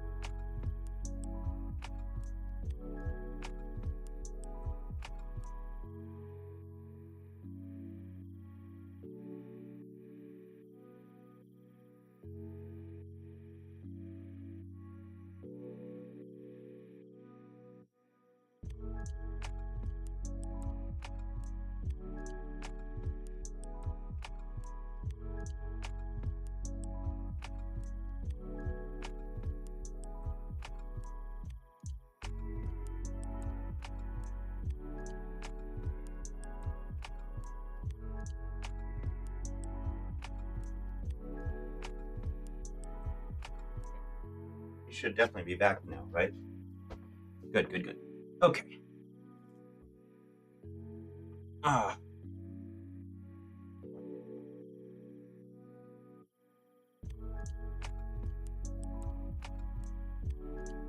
Okay.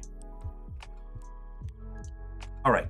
Just laws and methods of redistribution are certainly necessary for correcting imbalances, including tax systems that lighten the burden on the weakest and ask for more from those with greater resources. However, the pursuit of social justice should not be considered a separate issue that follows only after the production of wealth, as if the economy exists solely to create wealth, with politicians only intervening afterwards in order to distribute it. Indeed, justice concerns every phase of economic activity, from resource acquisition to financing, and from production to consumption. Every choice has moral consequences. That should be obvious. More than ever, in the age of AI and robotics, it is no longer possible to rely solely on the invisible hand of the market. Politics has the task of orienting economies and technologies to the common good, promoting dignified work, social inclusion, and an equitable distribution of the benefits of innovation. Since many economic decisions transcend national borders, there is also a need for international cooperation capable of defining common strategies, especially in favor of the most vulnerable countries and people, in order to promote development and overcome welfare dependency. The thinking behind these choices is the immeasurable dignity of every person, the common good, and a world truly governed for everyone. The interdependence between peace and development, as St. Paul VI prophetically wrote in 1967, remains applicable today, for prosperity contributes to building and reinforcing peace only if it is widespread, inclusive, and sustainable. Right. In practical terms, in the age of AI and robotics, ensuring that the economy favors human dignity means adopting certain criteria for firm action. First, transparency and accountability. When data and algorithms influence credit distribution, personnel selection, or access to services and opportunities, it is necessary that decisions be understandable, contestable, and subject to oversight, so that individuals are not reduced to mere profiles. Correct, right? Because people are more than just profiles, right? Second, inclusion and access. The benefits of innovation must be paired with investments in skills, infrastructure, and essential services to ensure that technology does not widen the gap between those who have and those who have not. Finally, measures to ensure equity, taxation, social protection, and industrial policies must correct the imbalances created by the concentration of wealth and power. Indeed, these criteria do not constitute a curb on innovation. Instead, they make it civilized and humane. And I think that's the key, right? The idea is to make things civilized and humane, right? It's person-centered. Person-centered. And again, power, wealth and power are correlated here.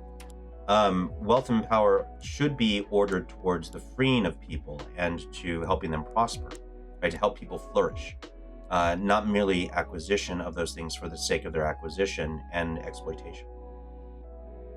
All right, families and young people, the social conditions for hope.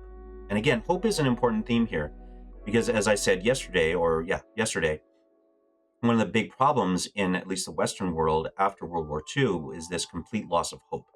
And so there has to be this restoration and emphasis on hope that the good and flourishing is possible. The family is a primary social good. Now, let me comment on that real quick, because the United States has really gone down a bad road for this.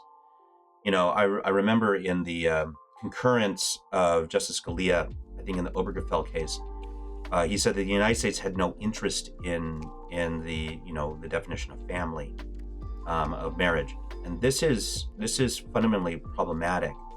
And the reason why he got that, I think, is because of an originalist view of the Constitution, that the Constitution itself does not reference this good as a good, but it is the primary good for which governments exist. And there's a natural law reality here. And we have to reestablish the family as the primary social good. That is essential for a flourishing society, one that is just and good, just good. Founded on the enduring union between a man and a woman, it is the first environment in which all persons develop their potential, become aware of their dignity, and learn the earliest forms of truth and goodness, internalizing the habits that prepare them for life in society. As the first natural society, endowed with foundational rights, the family is the fundamental and irreplaceable cell of every community organization. Consequently, when political projects and major economic decisions relegate the family to a marginal or secondary role, the authentic growth of the entire social body is compromised. Yes, 100%. The family, however, is a fragile social good immediately affected by the economic and technological transformations reshaping the nature of work. It thus requires cultural, juridical, and economic support. I mean, a good example is, no-fault divorce has been absolutely devastating for the Western world. Just absolutely devastating. The devastating impact of unemployment and job insecurity on family structures is well known. In the short term, it may seem advantageous to reduce labor costs or maximize financial efficacy. But in the long term, this undermines the very foundations of social coexistence. While technological successes are celebrated, the social fabric is progressively eroded, as if by a silent virus. Something that is not explicitly spoken of here, but I actually think is part of this, sort of is implicit in what is being said here, is an economy that requires a two income situation, so that your family can't survive or thrive unless both parents are earning some sort of wage. That is its own injustice and has to be corrected in some way. Again, another product of World War II. A family should be able to thrive on a single income. And when I mean thrive, that means be able to own a home, property, education, all those sorts of things. So a living wage doesn't mean that you're able to, that both people have to be making enough money for the family to thrive and flourish, but really only one income should be sufficient for that. For young people, job insecurity is particularly devastating. This is demonstrably the case. I've mentioned this before a number of times, but it has been demonstrated time and time again with various analyses that when young people are not gainfully employed, this leads to social instability, even to the point of creating the conditions for civil war. At Spain, again, the Spanish Civil War is a great example and study of all of this sort of stuff. As the bishops of the United States of America have recalled, oh man, we get a shout out. American Pope shouting out the U.S. bishops. Nice. As the bishops of the United States of America have recalled, work is not merely a source of income, but a crucial sphere in which identity is formed. Friendships and relationships are forged. Practical responsibilities are learned, and one's vocation is discerned. When access to work is hindered by high levels of unemployment, inadequate systems of training, or structural barriers, many young people find the path to their human and professional fulfillment blocked. I see this all the time with undergrads, especially immediately after they graduate. The need to change jobs several times over the course of life requires that continuous updating and retraining be provided, so that new generations can competently and independently face the risks of an economic environment that is both changing and often unpredictable.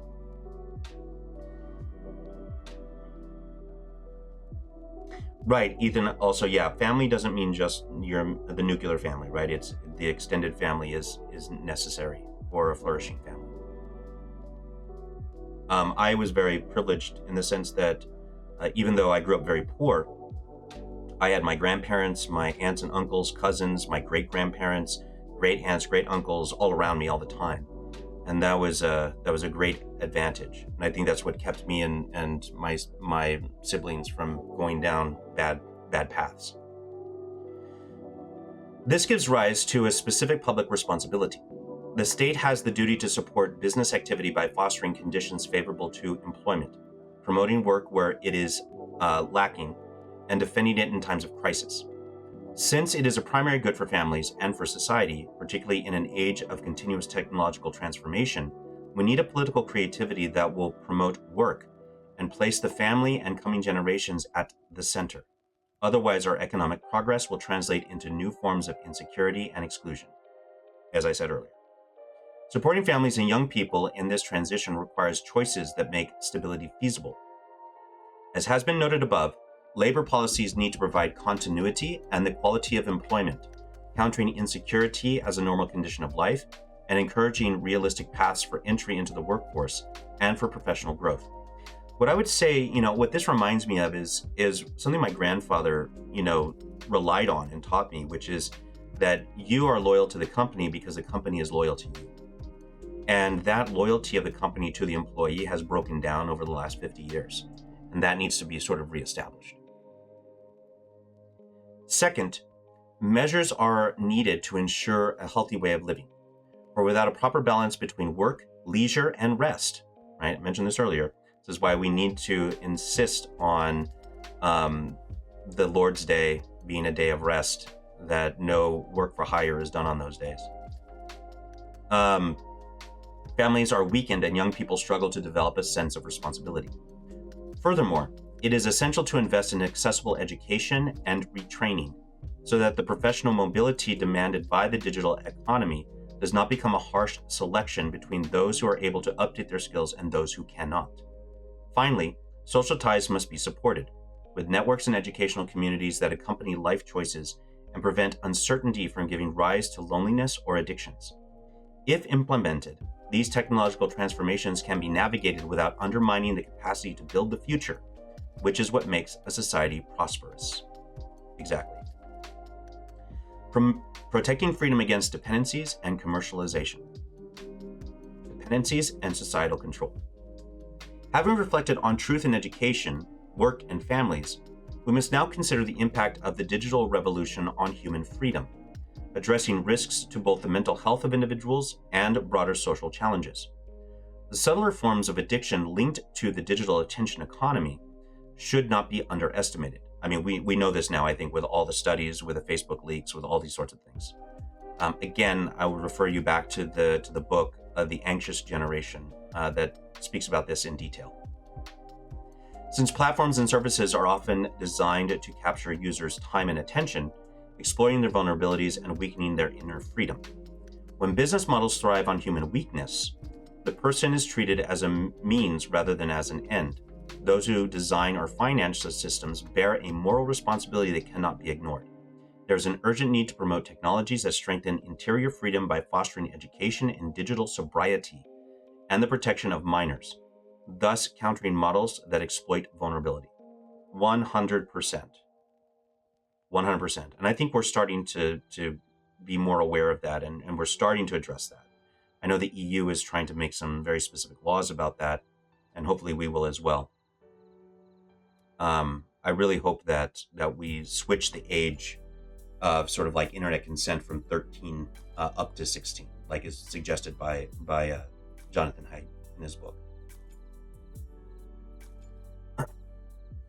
A further risk, just think about it, right? It's crazy that you can enter into a binding contract at the age of 13, signing in on a TOS and then being held accountable to that at 13. It's crazy. We can't expect that in any other sphere of human society, but for some reason, when it comes to all of this stuff, a 13-year-old is considered an adult. It's wild. A further risk, less visible but no less serious, is that of social control made possible by the massive collection of data and use of algorithmic systems. I would call this, this is in part bubbling, in part, sort of the psychology of this that is used by various corporations and the government and private interests. When every action, movements, purchases, relationships, and preferences leave a trace, a new form of power emerges, namely the power to profile, predict, and influence behavior, often without individuals being fully aware of it. If such kinds of data are used to make decisions affecting concrete opportunities, such as access to credit, employment, or essential services, there is a risk of undermining freedom and discriminating against the most vulnerable. Furthermore, control is exercised not only through explicit prohibitions, but also through the architecture of visibility, what is amplified or rendered invisible. Right? Shadow banning.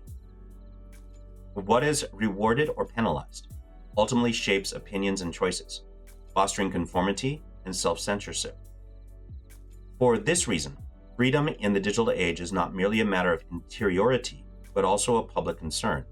It calls for clear rules, transparency, the possibility of recourse, and proportionate limits on the use of intrusive technologies so that technology will remain at the service of the human person and not become a form of control over consciences. Again, person-centered. And that's really the reoccurring theme. The reoccurring theme here is that we have to make sure that we keep everything person-centered, not profit, power, innovation, productivity-centered, right? It has to be person-centered.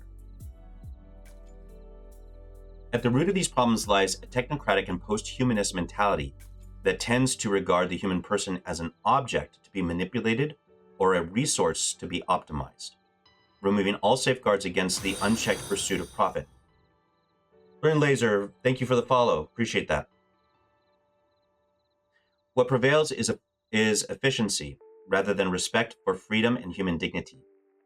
Some post-humanist currents even go so far as to envision second-class human beings, subordinate to the interests of elites who consider themselves superior. This troubling prospect becomes all the more serious when combined with technological tools that exponentially increase the capacity for control and selection. Even certain forms of structural indebtedness, which keep entire peoples in conditions of dependence, reflect the same mentality in new forms that tolerates relationships of subordination akin to slavery. Yeah, so there's a movie that sort of talks about this. It was, I think it came out in the 90s, maybe the early 2000s. It's the movie Gattaca. And if you haven't watched that movie, the movie Gattaca, you should, because it shows sort of the dystopian framework that this is thematizing, and we're also seeing people trying to get there. People are trying to get to that dystopian sort of world, and they think that it's a positive for society. So yeah, Gattaca, it's a great movie that sort of explores this very thing. Breaking the chains of new forms of slavery. Hold on a second. Got a little something in my eyeball here. All right. This distorted view of the human person is reflected today in various forms of certitude, directly linked to the digital economy. Nothing in the world of AI is immaterial or magical. Everything seemingly immediate and flawless. Every seemingly immediate and flawless response is a result of a long chain of mediation, involving vast networks of natural resources, energy infrastructure, and, above all, people. A significant part of the digital economy's functioning relies on the silent work of millions of people engaged in essential yet largely unseen activities, such as data labeling, model training, and content moderation, often involving disturbing material. In many cases, these workers are young people, predominantly women, working under demanding conditions for minimal wages. I actually know people that work in this area. I used to get when I lived in the Bay Area, because a lot of this stuff is centered in the San Francisco Bay Area. People who worked for like YouTube and other companies would ask me about the moral sort of aspect of their work, of having to do this, because they were exposing themselves to all sorts of terrible content. Added to this invisible labor is the even harsher work of extracting the resources required for the production of the devices and microprocessors on which AI depends. I talked about this yesterday, and I talk about this all the time because this is huge and people forget about it. In some regions of the world, children and adolescents work in dangerous conditions, crushing the materials from which rare earth elements are extracted. The bodies of these people are scarred, injured, and worn down so that computational flow may continue uninterruptedly. This is huge. This is huge. It's very important that companies address this. no company is perfect at this, but I have to say I really applaud Apple under Tim Cook when he was just banning people in their supply chain that they found out were doing these sorts of practices. And actually, there's an interesting fact. The Knights of Columbus have done some work in this area as well. At one point, the Knights had a whole bunch of money in Nike and their investments. And then it was discovered that Nike was using child labor for their products. And the Knights said, we're going to take our tens of $millions out of your company because of this. This is an ethical violation. And like within a day, the CFO of Nike went to New Haven, knocked on the door of the offices and said, okay, what do we need to do to fix this so you don't pull all your money? And so this is the important, like the Knights are one of these intermediary organizations that helps make these companies and other bodies act in an ethical way. So they're very important. Furthermore, criminal networks use online platforms, messaging systems, anonymous payment methods, and profiling techniques in order to recruit, control, and transport victims of trafficking, very often minors, reducing men and women to data to be tracked and packaged, and packages to be moved around within the same digital circuits that support much of the global economy. This reality deeply challenges the moral conscience of our time. It is not enough to invoke efficiency, nor to celebrate the benefits of innovation, if they are built on a chain of exploitation that remains deliberately hidden. If technology promises emancipation, yet produces new forms of global subordination, it stands in contradiction to the fundamental principle of human dignity. Absolutely. And this is a reality. Again, something the Knights of Columbus are trying to fight, in Ukraine, also in Philippines, and that's mostly with sex trafficking, but this is also with this sort of stuff as well. It's a real problem. It's huge. I don't think people realize how big of a problem this is. The fight against new forms of slavery is a decisive test for the ethical discernment of AI and digital transformation. In continuity with a tradition inaugurated by Leo XIII, the Church renews her firm condemnation of all forms of slavery, trafficking, and the commodification of persons. She likewise highlights the urgent need for reflection and action that keep the inalienable dignity of every human being and the common good as both the focus and goal of society, as well as the guiding criteria for every personal, social, and political choice. Without this ethical and humanizing reflection, the growing power of digital systems could lead us toward new atrocities that are no less shameful than those of the past that we now deplore, while we continue to present ourselves as advanced and civilized societies. Yes, human trafficking must be recognized as a contemporary form of slavery and a grave violation of human dignity. Failing to respond firmly or tolerating these practices in any way is in some way to become complicit in today's sins, which are akin to those of the past when slavery was being concealed and justified. And in some places still is, explicitly. In the development of her doctrine, the Church has gradually come to a deeper awareness of the gravity of these issues. It is true that past events cannot be judged anachronistically, as though the moral criteria that matured over time has always been available. Yet neither can we deny or diminish the delay with which both society and the Church came to denounce the scourge of slavery. In antiquity and the Middle Ages, many individuals and even ecclesiastical institutions had slaves. Already in the early modern period, the Apostolic See of Rome, responding to requests, Archer, thank you for the follow. The Apostolic See of Rome, responding to requests from sovereigns, intervened several times in order to regulate and legitimize forms of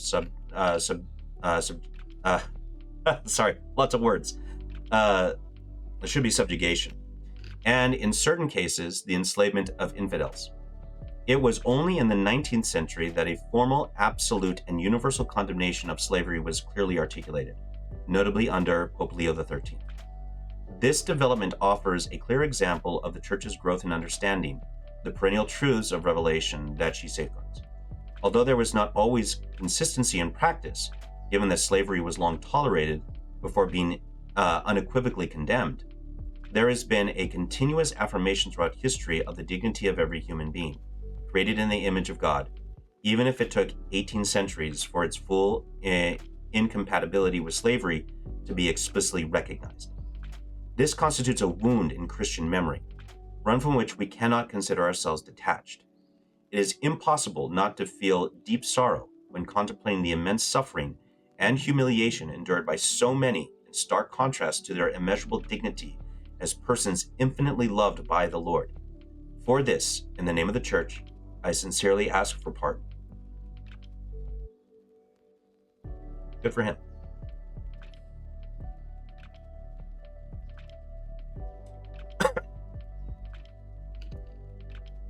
This is why the memory of past complicity and blindness in the face of the injustice of slavery becomes a call to vigilance. What we have learned must be translated into discernment and responsibility in the present. If we want to avoid the need to ask for pardon again in the future, we have for having failed to respect the treasure of human dignity that is required by our faith. It falls to us today to denounce clearly and firmly trafficking in its many forms, and together with all who are committed to this cause, to support concrete efforts of prevention, protection, liberation, and rehabilitation. Even today, colonialism assumes new forms. It no longer dominates only bodies, but appropriates data, transforming personal lives into exploitable information. It's interesting, John Paul II, there was a World Day of Communications where he talked about the internet, the social media, all these sorts of things as the new continent for evangelization. Well, on the shadow side is that it has become the new continent for exploitation as well. And so we need to address that in the same way, with the same rigor. Entire regions, especially those marked by structural fragility and limited geopolitical relevance, are currently subjected to a new mindset of extraction, that of health data, epidemiological profiles, genetic maps, and demographic information. A lot of this, like in Africa, there's a lot to say.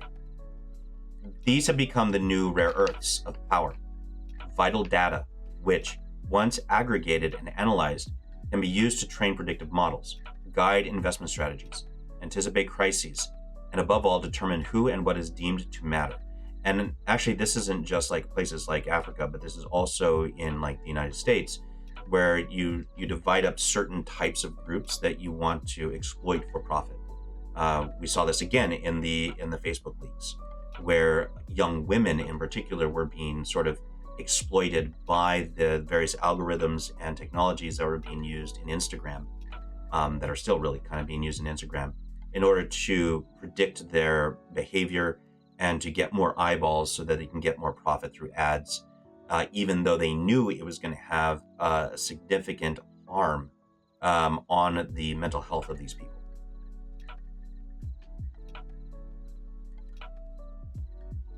Those who control the health data of entire peoples, often collected under the pretext of aid, research, or innovation, possess a structural leverage over the future, for they can shape needs and markets. This actually happens in insurance. I'm not sure if you're familiar with MIB. That's a Medical Information Bureau. And that is supposedly sort of a neutral party that holds all of our medical data. All the medical data is all collected and put into the MIB. It's supposed to be anonymized. But this is where all of the actuary data comes from, so that they can price insurance policies. So it's the economics of this is built into this data collection system. It's pretty dystopian. Yeah. They can also decide before others to whom medicines, investments, and protections will be allocated. This is exactly what I'm talking about. This is what MIB facilitates. Here lies one of the most urgent moral challenges of our time: to ensure that shared knowledge becomes a true common good rather than an instrument of dominance. This requires restoring to individuals not only the data that describes them, but also the ability to decide how it is used, by whom, and for whose benefit. Otherwise, the digital age will not be post-colonial, but colonial in another form. New forms of slavery are fueled by economic chains and digital infrastructures. Therefore, action is required on several fronts. First, the supply chains that underpin the technological industry and the digital economy need to become more transparent, so that no competitive advantage is built upon hidden exploitation. This is very difficult. I know Tim Cook, I've followed Tim Cook for years, right? He talks about how there's no single person that can actually fully understand Apple's supply chain. It's organic and hard to get a grasp on. So he was always warning data analysts in the media about that, trying to make predictions based on that. So this is really hard work. And so we need people that do this sort of as a specialized skill. And for the purpose of regulation, of unearthing some of these hidden exploitations that happen in these supply chains. They do work. Like I said, I mentioned it earlier that there's work being done to try and protect against this, but it's still there. And there's other companies, unlike something like Apple, that they just don't care. The profit margins are far more important.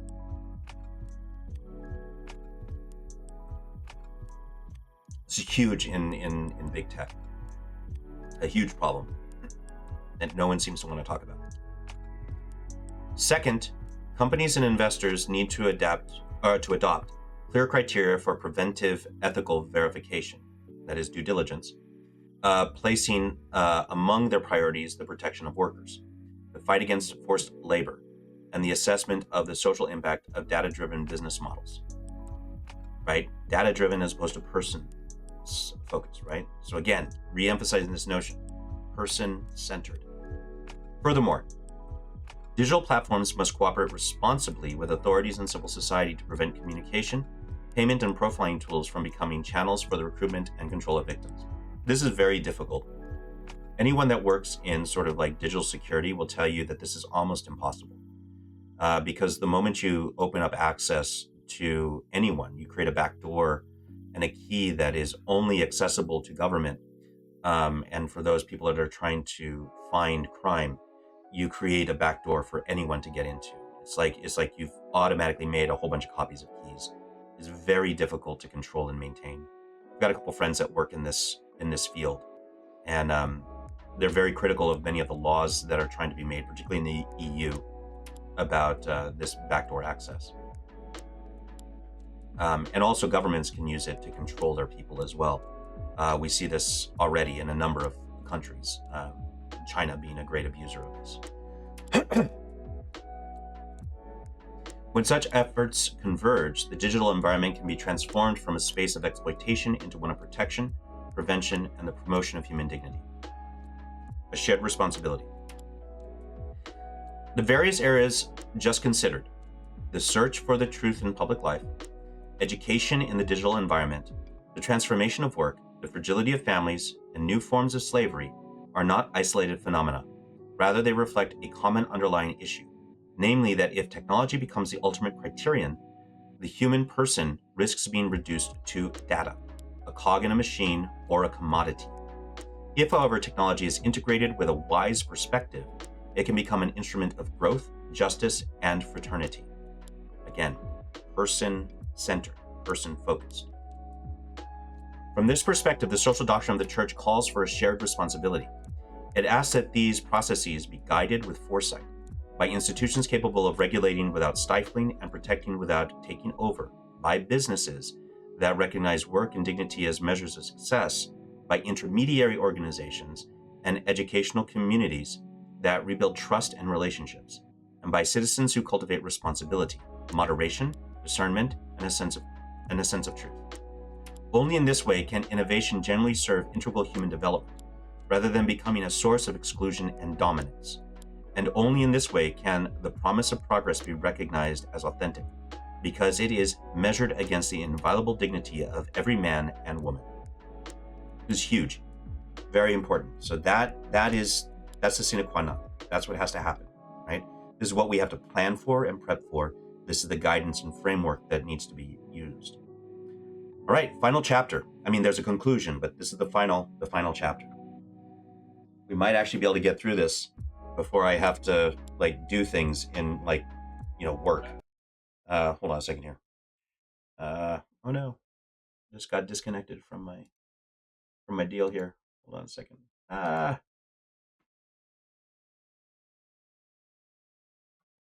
right. What's happening? Failure upon failure.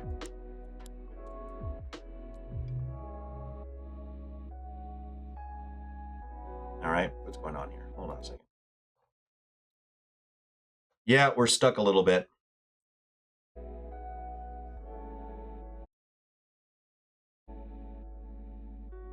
Hold up.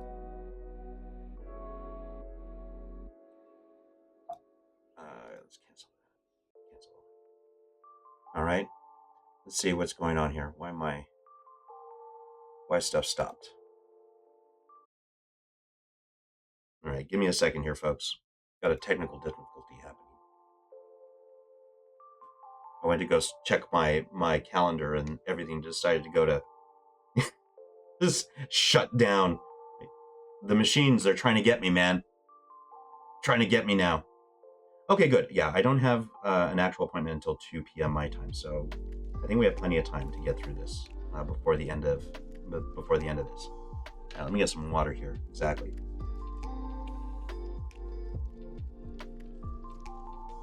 All right.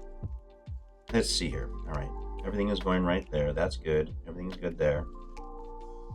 This is good. This is what's failed.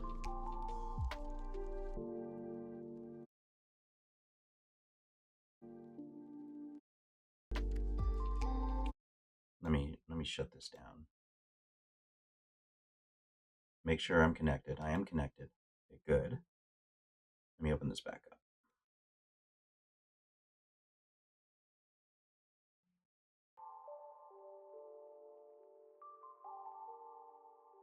Yeah, weird. I'm not, let's see if I can disconnect this here on this side.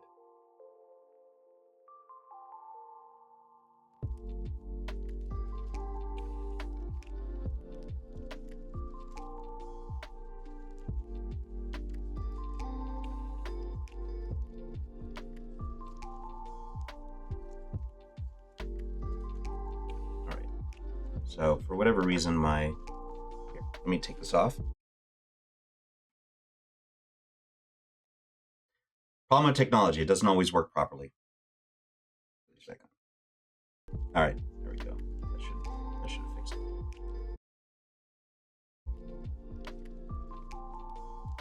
I hope, I think. No? Weird, man. I don't know what's going on here.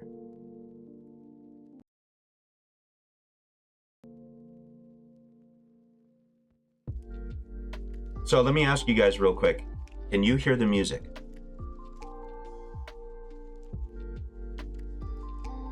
Because I can't hear it in my ear. So you can hear it, but I can't.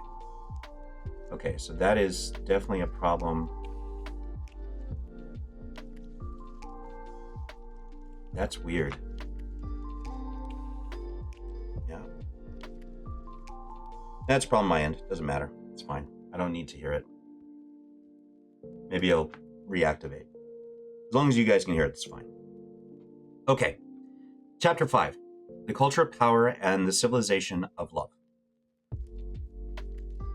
Having considered how AI is transforming certain aspects of life and society, in particular, the serious implications for human dignity, we must now turn our attention to the yet more tragic issue of war. Here, the question is not merely the efficacy of new tools, but also the risk that technology, detached from ethics and responsibility, will render decisions about life and death more rapid and impersonal, and will present the use of force as an immediate and viable option. In an increasingly interdependent world, peace is not simply one issue among others, but a prerequisite for the universal common good, and a test for the moral maturity of peoples, especially of those who bear responsibility for governing. The digital revolution is changing the nature of conflict. Alongside conventional warfare, there are hybrid forms such as cyber attacks, information manipulation, campaigns of influence, and the autonomy of strategic decisions. AI acts as an accelerating factor in these processes, particularly within a context where many technologies are intrinsically ambivalent. This is actually why here in the US, that's why they created the Space Force, right? This is the area of that branch of the armed forces. Ethan, oftentimes the social teaching encyclicals are ignored, and that's sad. But we can't ignore it. We have to do the work. Consequently, what is created for defense can be rapidly repurposed for offense, and the fine line between protection and aggression becomes blurred. While AI can enhance the defense and protection of civilians, it can also lower the threshold for the use of force. Oh, Donkey, yeah, Space Force it's not about space, it's about technology. So it's an entire branch of the armed forces in the US that has been ordered to sort of dealing with these issues of, specifically of technology.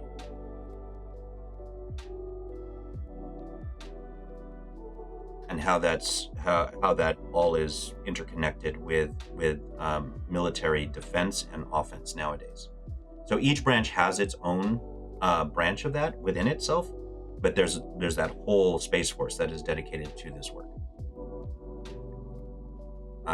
Hopefully for the good. All right, we're okay. Consequently, what is created for defense can be rapidly repurposed for offense, and the fine line between protection and aggression becomes blurred. This is something I talked about in my article about Just War, actually, that I wrote for Catholic Answers. While AI can enhance, or at least I asked this question, I didn't talk about it a lot, but it is a concern. While AI can enhance the defense and protection of civilians, it can also lower the threshold for the use of force, shield people from responsibility, and foster a culture in which the enemy is reduced to a statistic and the victim to collateral damage. Faced with these transformations, we must recall the principles of social doctrine: the dignity of the person, the common good, the universal destination of goods, subsidiarity, solidarity, and justice. For they are criteria for judging whether technologies truly serve humanity or are subjugating it. We should therefore consider these principles as guidelines for our decision-making. In this chapter, therefore, I will compare two opposing approaches, which I have already evoked through biblical imagery in the introduction. On the one hand, there is the temptation of constructing the Tower of Babel, relying on power and pride.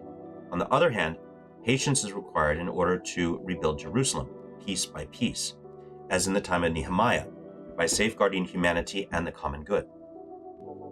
If we examine global dynamics, we can recognize more clearly the spread of a culture of power characterized by polarization and violence. The modern Babel can be seen not only in the globalized technocratic paradigm, but also in the remote clash between opposing imperialisms, between powers that wish to preserve their supremacy and those that aspire to seize that supremacy, resulting in a multiplicity of local conflicts, right? So this is a problem that also is not fully addressed by just war theory, which is the notion of these proxy wars. Moreover, there seemed to be no limit to the race, driven by a dehumanizing ambition to develop ever more powerful technologies or to secure control over them. Yet, despite this downward spiral, we can also glimpse a great part of humanity that is striving to remain human and working to build the holy city of coexistence and peace. All too often, we are unwitting builders and clumsy architects of this city, capable of generous gestures but lacking an overall vision.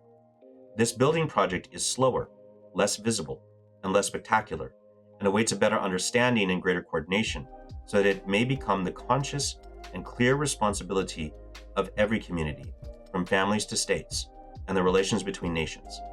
It is this prospect of commitment, this construction site of hope, that we call the civilization of love, right? He's calling back to St. Augustine here. The civilization of love in the digital age. When St. Paul VI coined the phrase, the civilization of love, the world was in the midst of the Cold War.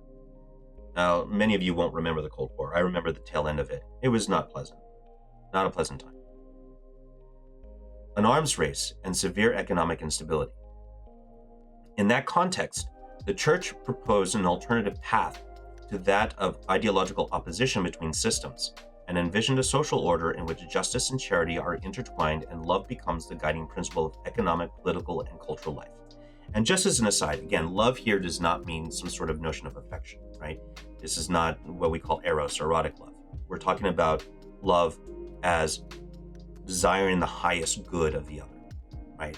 That's what a civilization where every person in that civilization is working towards, desiring and working towards the highest good of the other. That's the meaning of love in this context. Let me go back here real quick. An envisioned social order in which justice and charity are intertwined, and love becomes the guiding principle of economic, political, and cultural life. Today we must resolutely recover this vision, for the civilization of love is no naive utopia, but a demanding project, which consists in translating charity into structures of justice, giving institutional form to fraternity and regarding others. And remember, justice is giving to the other what is due to them. And if what is due to them is their highest good, then love and justice sort of meet, right? Regarding others, they're individuals or people, whether individuals or peoples, as allies necessary for building the common good. As the encyclical letter Fratelli Tutti reminded us, only this social love is capable of becoming a culture and a norm, and thereby of bringing about a stable international order, transforming mere armed coexistence into a community with a shared future. This insight proves even more fundamental in the current context of digital transformation. Digital networks, the globalized economy, and the development of AI create increasingly tighter bonds, linking in real time decisions made in one place to the effects they produce elsewhere. In this sense, the words of the Second Vatican Council on the growing interdependence between peoples remain timely, for the common good is taking on an increasingly universal dimension, with rights and duties concerning the entire human family. The project for a civilization of love, therefore, must undertake the task of transforming this imposed interdependence into a willed and chosen solidarity. This is the guiding principle for technological processes. It is not enough for artificial intelligence to make us more efficient or connected. It must also serve to build a universal human family with shared rights and duties, where digital proximity becomes a real opportunity for encounter and mutual care, right? These are human things, right? The culture of power. In our time, a culture of power is taking hold, in which the availability of resources and the ability to dominate tend to dictate the agenda and criteria for decision making. In this way, the common good of humanity is relegated to the background, and the concrete tragedy of peoples at war is reduced to, let me reread that. I'm sorry, I kind of glazed over here in a second. My brain is getting tired again already. In this way, the common good of humanity is relegated to the background, and the concrete tragedy of peoples at war is reduced to a secondary consideration in relation to strategic interests. This culture of power infiltrates society, changes relationships and behaviors, and grows by normalizing war, pursuing ever greater military power, taking advantage of the crisis of multilateralism, and fueling a false realism that insists that there is no alternative. Yeah, it is timely, isn't it, Ethan?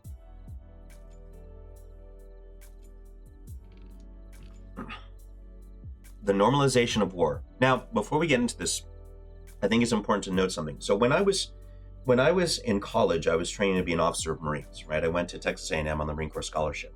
I didn't finish there. I ended up in the seminary. It's a long story. That's for another time.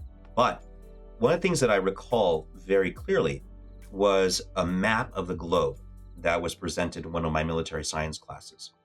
And that map of the globe showed every place on the globe where United States Marines were actively engaged in some sort of activity. There were green dots, there were yellow dots, and there were red dots. The green dots were places where Marines were and there was no threat. The yellow dots were where Marines were and there was elevated threat. The red dots were places where Marines had actually engaged in live fire.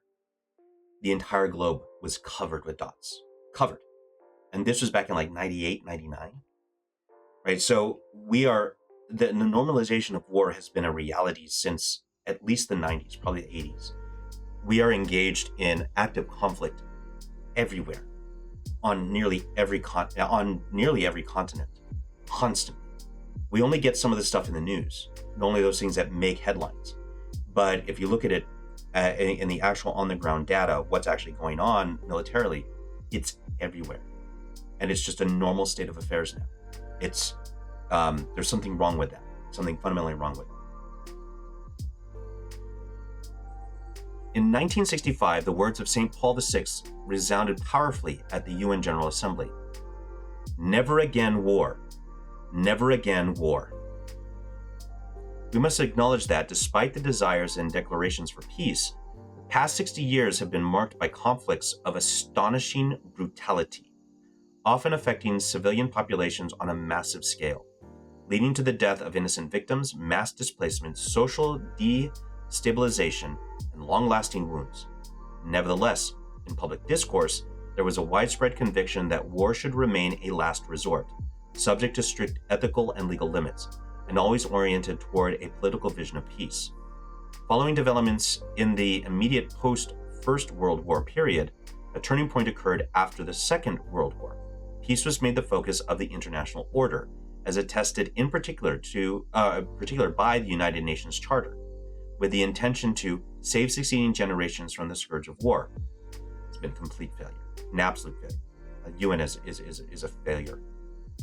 Likewise, many national constitutions restricted the use of force to extreme and strictly limited circumstances. Even during the Cold War, despite the existence of serious conflicts, there remained the awareness that a new world war had to be avoided at all costs. This is true. In some sense, the Cold War was the safeguard against open conflict in a very strange, odd way. I would also note that, one of the ways that we've sort of gotten around this is, at least in the United States, and I don't know if this is the case in other places, is that we have redefined war to a very narrow definition. We have the War Powers Act in the US, which requires the president to get consent from Congress to declare war. But he is able to engage in certain military actions within a certain time frame before he notifies Congress. And so what we do is just we redefine things, right? We instead of calling something war, we just don't declare it and we call it a police action, or we call it something else. Like we use these military option, all these other things, and that becomes sort of a way to sort of get around the language of law engaging or with respect to war and the necessary authorizations required for war. And I find that to be very problematic. We need to be more restrictive about this and actually broaden that definition, that really any armed conflict that isn't of an immediate emergency sort of necessity, like self-defense of the nation, really needs to have more safeguards against that.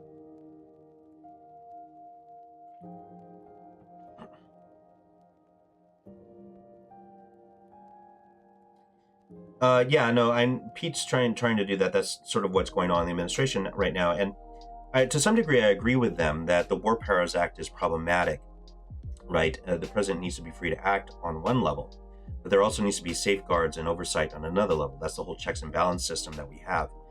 And so, while I probably agree that the existing law is not good, it's probably bad law, there needs to be a law that is good, that does the proper sort of thing.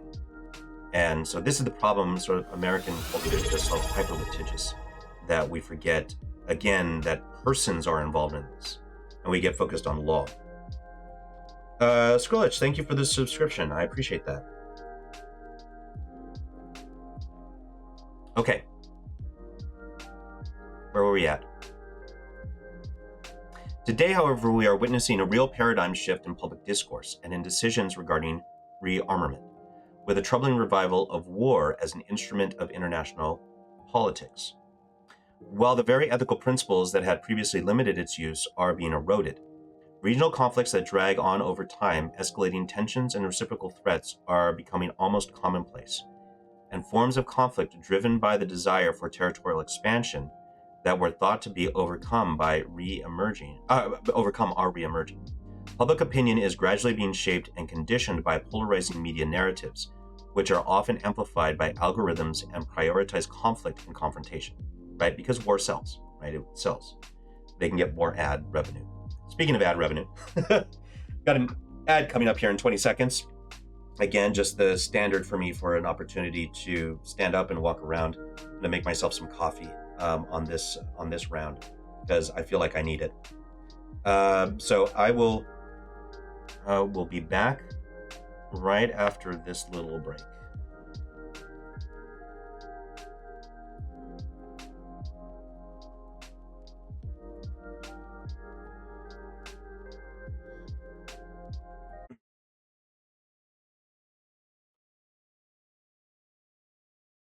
For those of you who are subscribers and are not getting the ad, just so you know, maybe hopefully this thing will work again properly.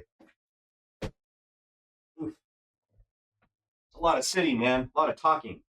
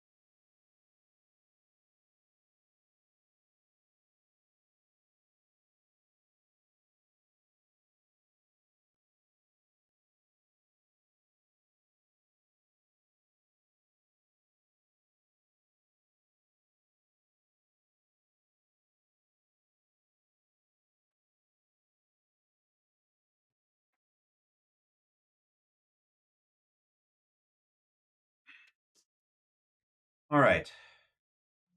Here we go. We've been going for 2.5 hours. That's not bad. Not bad. We're making good time. I gotta fix this chair. It's crazy that it's not working or that it broke. I think it's fixable. I think it's fixable. All right, let's see.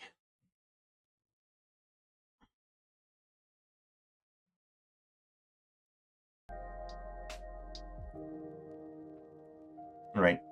Can you guys hear the music? Because I still can't, for whatever reason. I just turned it back on. Let me know in chat.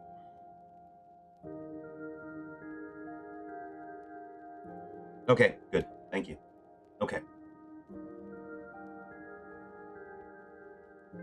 Okay, 191. We are also witnessing a disconcerting loss of historical memory, as first-hand accounts of the Holocaust and the two world wars are disappearing. This is true. I see this all the time. It's wild. The things that the younger generations are not aware of is pretty crazy. This leads to a selective or distorted rewriting of the past in a context where fake news and, oh man, fake news shout out by the Pope, and the manipulation of narratives obscure the lessons that have been learned. Without a living memory of the horrors of war, political decisions risk being made on the basis of power alone, without any consideration for the long-term consequences. To all of this, the media and digital dimensions are adding new and decisive elements. Communication networks, fragmented information environments, and algorithms that reward conflict can magnify polarization and resentment, increasing propaganda and make shared discernment more difficult. Correct. This is part of that Overton window expansion. And it feels like it's almost out of control. And it is, because it's being generated, to some degree by technology. Because conflict sells. People like things that make them angry. And that's what you're consuming, and that's what is consumed, and that's what's going to get people to give their eyeballs to ads. This is what you get, and it just gets worse and worse and worse. This is why I think as Catholics, social media fasting is very important today, right? Social media fasting is a very important discipline. I would even suggest that, on the days traditionally that are set aside for fasting, from either food or abstinence from meat, like these are days that should also be dedicated to social media fasting. Yeah, Lent is a good time, but also Fridays, right? Ember days, all these other traditional days. Maybe twice a week, like Wednesday was also traditionally a fast day, so Wednesdays and Fridays. Like, this is a good idea. And perhaps even Sundays as a day of rest, right? To just, in a sense, give it a rest, right? Thus, war is not only fought, but also culturally conditioned through sympathetic narratives, a friend-to-foe mentality, disinformation and fear. When historical memory fades and the ethical principles that protect civilizations and the most vulnerable are weakened, it becomes easier to justify violence as necessary, inevitable, or even sanitized. It is in this context that humanity is slipping into a violent culture of power, where peace no longer appears as a responsibility to be taken on, but as a fragile interval between conflicts. Today, more than ever, without prejudice to the right to self-defense, in the strictest sense, it is important to reaffirm that the just war theory, which has all too often been used to justify any kind of war, is now outdated. Man, that citation, 182, better be a citation to my article, because I said the exact same thing. The exact same thing in my article on just war theory that I wrote just a couple months ago. I'm gonna look. If 182 is not a citation to my article, I'm gonna be sad. But it should be, even if it isn't. And specifically because of these things that are referenced here. Specifically because of these things. Humanity possesses far more effective and capable tools for promoting human life and resolving conflicts, such as dialogue, diplomacy, and forgiveness. The use of force, violence, and weapons reflects a relational poverty that always has disastrous consequences for civilian populations.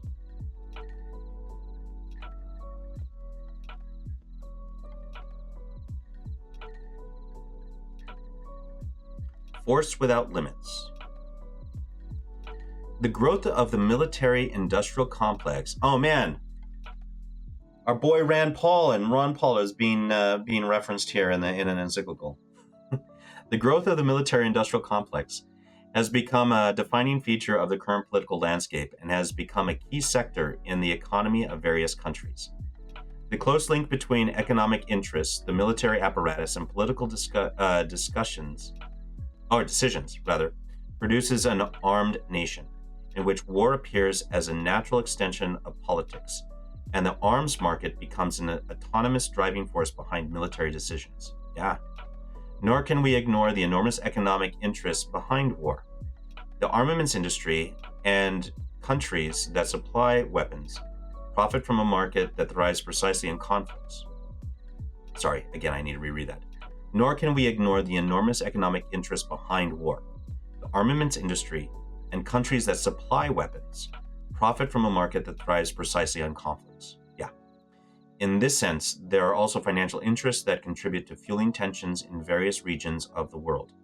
What is the movie that Nicolas Cage was in? Is that Gods of War? That sort of, examines this question, where he's an arms dealer. Lord of War. Yeah. How it kind of destroys his life. It's worthwhile. Should watch that. Military arsenals are receiving renewed attention. In the past, recognition of the threat posed by weapons capable of destroying all of humanity had promoted paths towards détente and disarmament negotiations.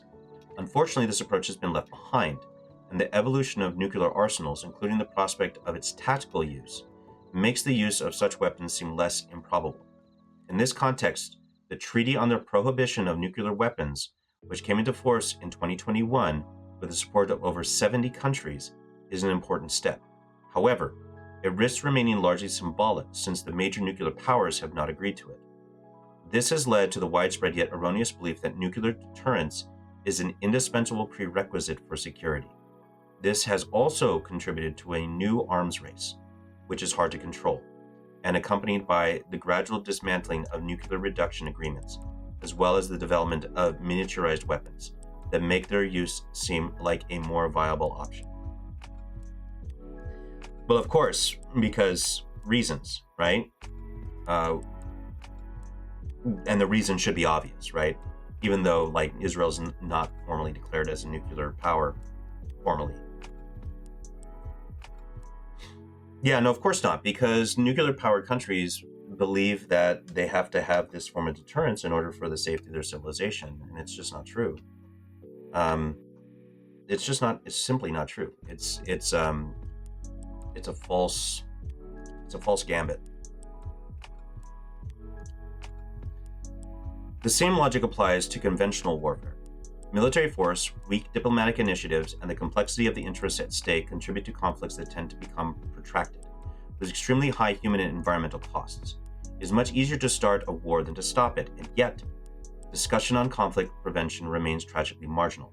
And remember, I mentioned this yesterday, that I was talking with a diplomat a few years back, who had been a papal nuncio for many, many years. And he said that there's a complete breakdown in the entire art and work of diplomacy because world leaders just call each other directly.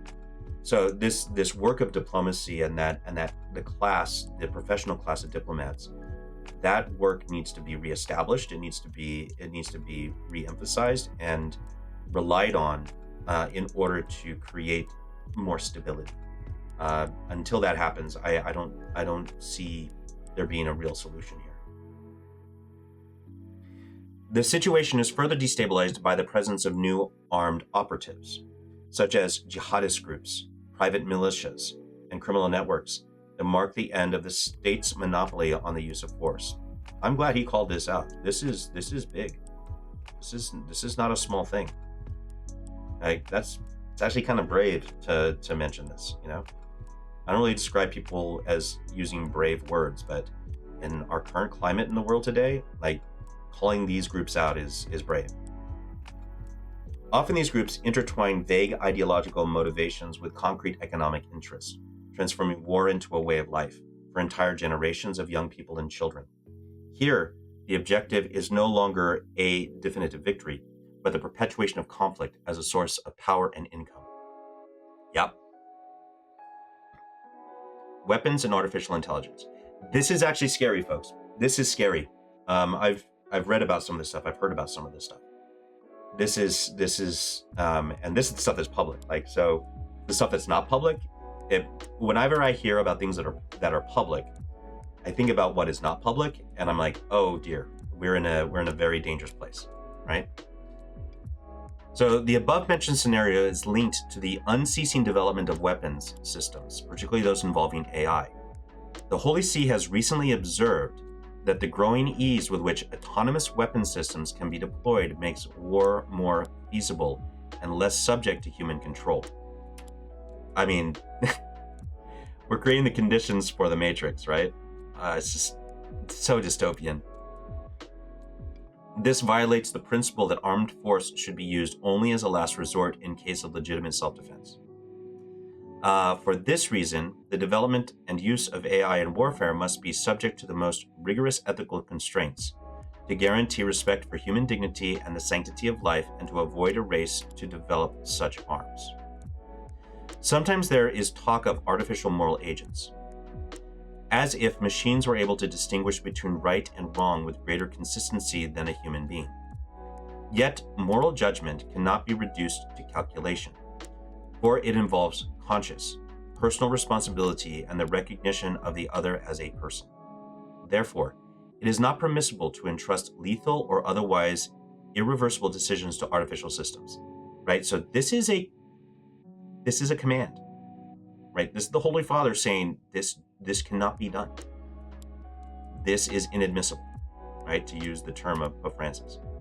Therefore, it is not permissible to entrust lethal or otherwise irreversible decisions to artificial systems. We just can't do this. No algorithm can make war morally acceptable.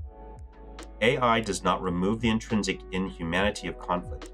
Indeed, it can only bring about conflict more quickly and render it more impersonal, lowering the threshold for resorting to violence, transforming defense into threat prediction, and thus reducing victims to data. This is true. I know people who have worked in this industry, and this is the goal. In this way, it will accustom us to the idea that violence is inevitable and needs only to be optimized, right? So this is a fundamental Lockean view of human nature, right? That is underlying all of this. And that's what we have to deprocess out of the system, is sort of this Lockean view of human nature, that everything is always constantly the war of all against all.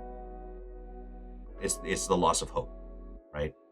The restoration of hope needs to happen.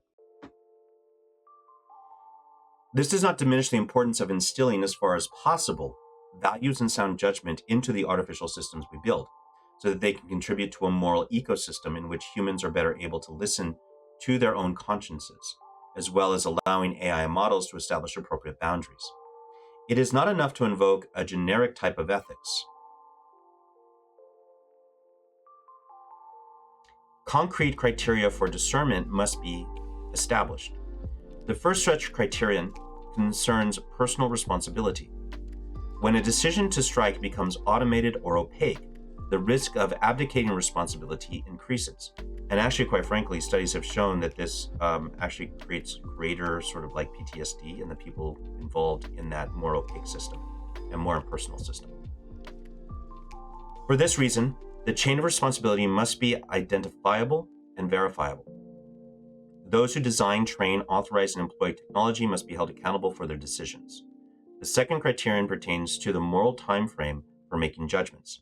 While AI tends to expedite the decision-making processes, speed and efficiency should never be the supreme motivating force for the irreversible decisions made in the context of war. The third criterion is the identification and protection of civilians. Any technology that facilitates attacks without seeing the face of human beings lowers the moral threshold of conflict. Target selection and the use of force must not confuse combatants and non-combatants, nor ignore the impact on defenseless populations. Yes, exactly. Well, and Ethan, this is a good point here. I want war to become more personal. Like back then, I want to be able to thrust my sword into my enemy, but then hold his hand, pray with him as he dies.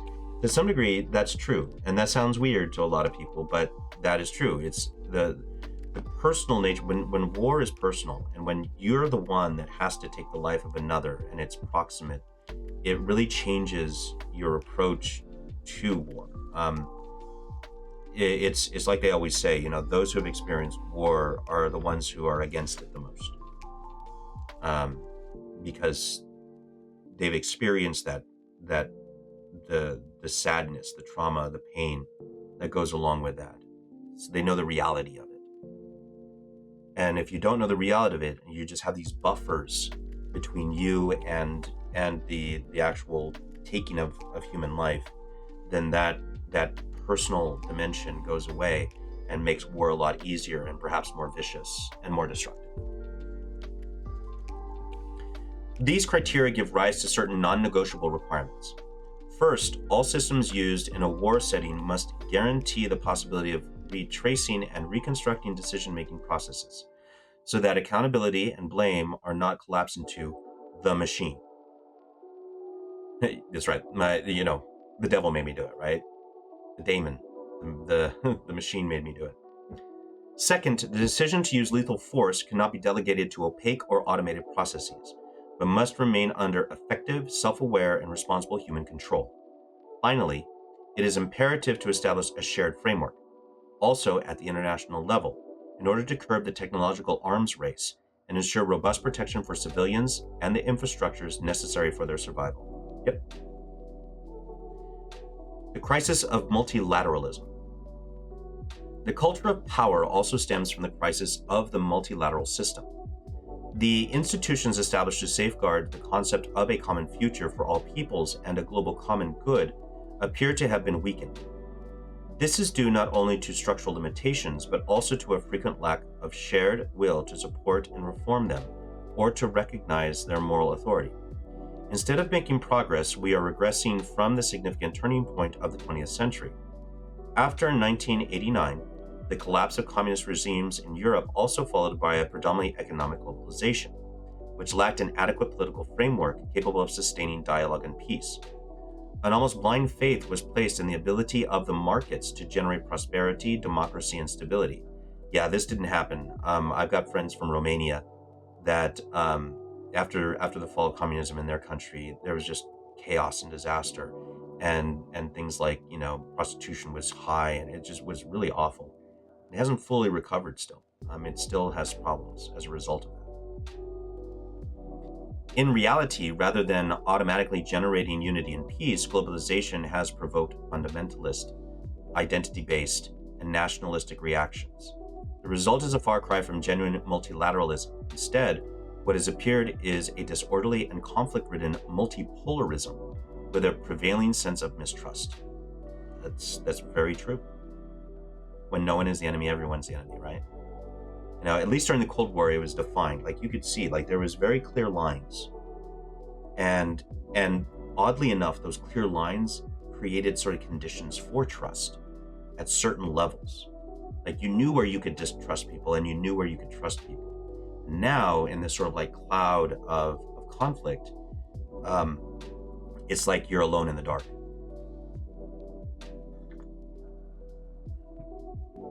What has also reemerged is the temptation to forge a collective identity in opposition to an enemy. Right? This is dehumanization. This is a bad thing. Fueled by narratives in which each party portrays itself as a victim entitled to retribution. The reduction of complex issues into simplistic categories, me first, friend or foe, us or them, facilitates decisions that are often irresponsible and undermine mutual trust among nations. The force of international law is thus replaced by the claim that might makes right. Consequently, tribunals that are competent for settling disputes between states or dealing with war crimes are often weakened or bypassed, with devastating ramifications for political culture and social cohesion. Right? Famously, the U.S. is not a signer, and we do not have treaty with international courts, right? And that significantly hobbles their ability to be a check on things. In this context, peace building has been regulated to a secondary role. Cooperation for development, disarmament, conflict prevention, and the establishment of mutual trust are neglected in the name of power politics. The achievements of humanitarian law are also being compromised. Indeed, the principle of proportionality in responding to aggression, the protection of access to water, food, and essential goods, and respect for the lives of civilians, especially children, come to be regarded as naive relics of the past. And I think the reason why the Holy Father is so insistent upon this, and the Church in general, is because we invented this, right? We invented international law, right? It was my Dominican brothers, Montesinos and de las Casas, working with the University of Salamanca, in order, along with the Spanish crown, in order to create what we now call international law for the protection of the people in what is now South America. And so since then, with the development and establishment of the concept of international law and its later development since then, we have a vested interest in this. We've been trying to work towards this international realistic peace for hundreds of years, and the politics of power keep getting in the way.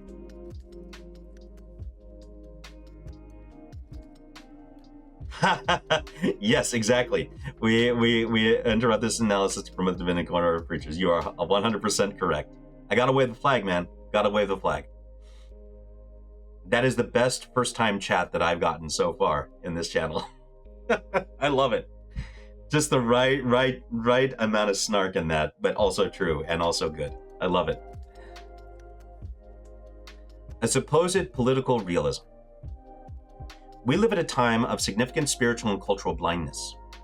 A false pragmatism urges us to sever the roots of our history, as if it were possible to inaugurate a kind of new creation detached from the past. So this is the hermeneutic of rupture, but applied to this, right? So oftentimes we hear about hermeneutic of rupture and continuity with respect to doctrine itself, or liturgy, or all these other things.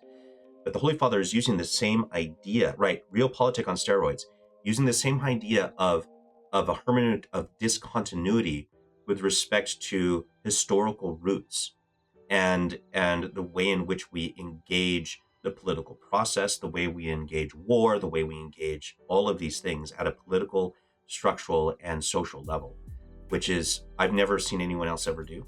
So this is fascinating to me, actually. The last portion was fascinating as well, because in all of this whole section, I'm actually thinking in my mind as I'm talking about how this entire chapter can and will be used in order to develop just war theory. I'm already thinking about ways in which that can be done to augment and add principles for some of the missing pieces to that larger mechanism. And I find it very fascinating, actually, already. I've got to sit with it for a while and think about it. Okay. Even those who cite important moral principles can fall into this historical nihilism, mistakenly believing that the atrocities of the 20th century can never happen again. I mean, they're happening right now. I mean, in some places, it's crazy. Yet in reality, the same dynamics are re-emerging under new guises. Exactly. The mentality of armed equilibrium and deterrence appears to be reasserting itself. Today, however, in contrast to the two-sided dynamic of the Cold War, the proliferation of operatives and battlefields makes this mentality increasingly fragile. Again, this is what I was saying, right? It's like you're in the dark alone, and when no one is the enemy, everyone is the enemy, right? Escalating conflicts lead to asymmetric and hybrid wars, fought not only on the battleground, but also on the economic, financial, and cyber fronts, where disinformation and campaigns that feed people's fears are used to manipulate public opinion. In many countries, including those in the global south, increased military spending is presented as the only response to an uncertain future or perceived threats. Meanwhile, the real cost falls on the poorest, who see resources for healthcare, education, and social services being reduced. Yeah. At the core of these issues is a false realism, based not only on the prevailing mentality of force, but on the cultural and anthropological belief that war is an inevitable part of human nature. It is said that things have always been this way, except for occasional pauses, and that it will always be so. As a result, the concern is no longer the search for peace, which has been lost as a point of reference on the international stage, but rather how and when to take military action. This same argument maintains that it would be irresponsible not to prepare for conflict. I would argue, however, that what is truly irresponsible is realpolitik. There it is. The word is used. The form of political realism that sows in consciences and in society an attitude of resignation to the inevitability of war, and dismisses peace and dialogue as utopian or irrational positions that ignore the risks at stake. In fact, peace is neither a naive hope nor merely the absence of war. Instead, it is always possible as the fruit of justice and charity. There it is. We can't fall into the cynicism. We cannot. In such a climate, nihilism and pragmatism become intertwined and end up normalizing grave errors. Religious extremism and identity-based fanaticism ally themselves with irrational economic policies, while politics often turns to misinformation and ridiculing opponents, and systematically cultivating fears and resentments. Thus, diversity is increasingly perceived as a threat, which fuels a desire for possession, a will to dominate, hegemonic ambitions, abuses of power, and a fear of those who are different, thereby creating an environment in which new conflicts can develop almost imperceptibly.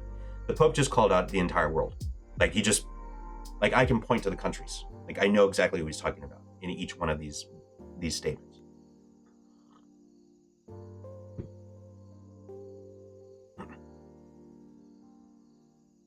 This then is the fertile ground for new wars that are perhaps even more dangerous than those of the past, since they tend to disregard all ethical limits.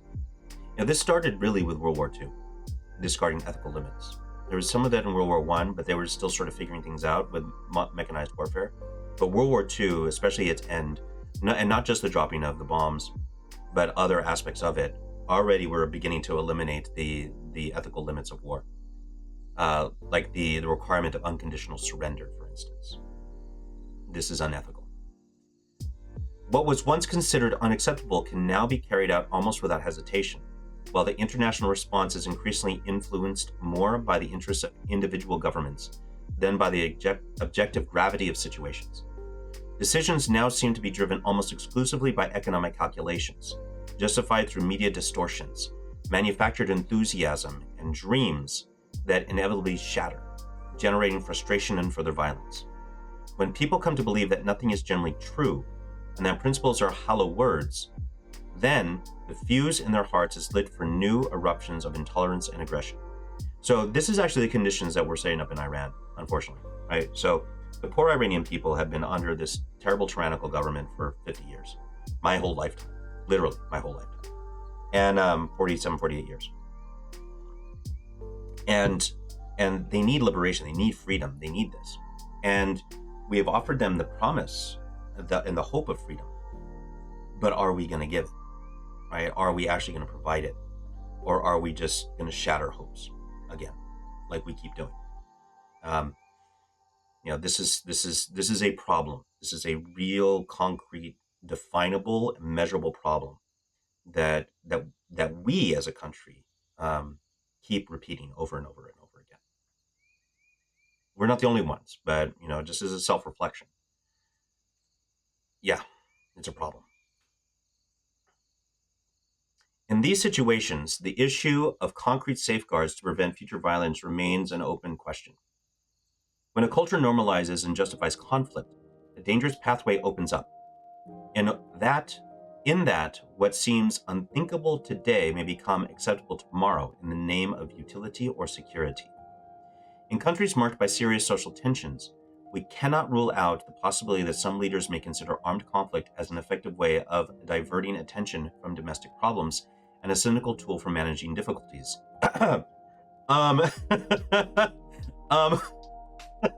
That is...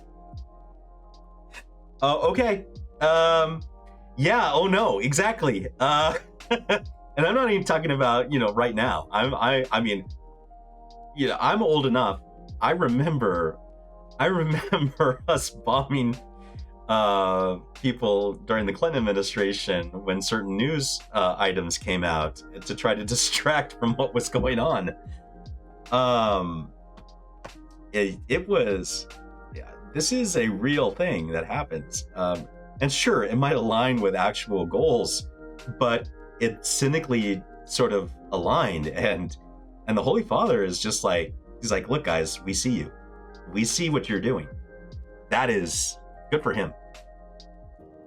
Good for him. A particular responsibility rests on the shoulders of those who work in the field of research. All the key players in this field, scientists, business owners, investors, academic authorities, politicians, and others, must work with a transparent and responsible mindset while maintaining an acute awareness of the broader context of the technological advancements they help to cultivate, including those related to AI. When people limit themselves to looking only at their own sector, they may deceive themselves into believing they are performing actions that are morally neutral and avoid questions about the ultimate ends that guide certain experiments. In this way, they risk cooperating, perhaps unknowingly, with questionable projects that fuel new forms of violence, manipulation, and dominance. Yeah, we need to do a better job of educating people on the principles of cooperation and appropriation of evil. I just had this question yesterday. Someone was asking me about sort of these things, of whether what they were doing was moral or immoral. And I get this question more often now. So that means it's getting out there, but we need to do a better job of helping people understand how this works, of how that the spectrum of sort of like remote and proximate material and formal cooperation works, and what is never morally acceptable, what is kind of sort of in the middle, what should be avoided, or what is acceptable, but also that you have the right to object to all of it. Like, you cannot be forced to participate in evil. So this is part of that larger sort of structure, and we need a better job of teaching this so people can make better decisions in their lives about what they are doing with their lives. Building the civilization of love. The construction of a world in a state of perpetual conflict is an evil and must be named for what it is. This way of portraying our current situation may seem bleak or pessimistic, yet I consider it necessary to do so. The Christian perspective, however, is not limited to denouncing evil. We view history in the light of the crucified and risen Lord, to whom the Father has given all authority in heaven and on earth. We do not consider the present as a predetermined fate, but an opportunity for personal and collective conversion. Moreover, we believe in the power of the kingdom, which grows from the tiny size of a mustard seed, which once sown, sprouts and grows. While the tumult of confusion is all around us, goodness grows silently from the earth. In the words of the prophet Isaiah, "Behold, I am doing a new thing. Now it springs forth. Do you not perceive it?" A closer analysis of history confirms this. Even in the darkest nights, the Lord raises up men and women who refuse to give up, who persevere in doing good, who protect the vulnerable, and open pathways to reconciliation. The memory of the saints, righteous people, and the oft-forgotten peacemakers show us that grace does not magically eliminate conflict, but instead it inspires active resistance to evil and an astonishing creativity in doing good. Christians see the darkness and acknowledge it for what it is, yet they do not merely gaze upon it passively, for they know the light and understand that the darkness has not overcome it and cannot defeat it. For this reason, even when suffering seems to have the last word, Christians serve the good and are sustained by a theological hope that gives reality both meaning and direction. This is our hope. This is our faith. This is what the theological virtues do, the infused virtues of faith, hope, and love. This is how they're supposed to transform us, and then we have to act out of that.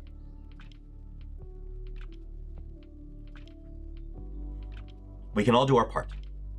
At this point, however, a subtle temptation may emerge, namely the thought that the problems are too big and we are too small. Gosh, I feel this way all the time. I don't know about you guys, but I always feel this way. Like, I look at the problems around me, I'm like, I don't know where to begin sometimes. When I was in Portland with some of the issues with the people on the street, the mental health issues, the drug issues, the crime around us, the rioting, everything that we went through, and they're still going through over there. Sometimes it's like you don't know where to begin. You just don't know. And I know a lot of people who feel that way. And it's rough. It's rough.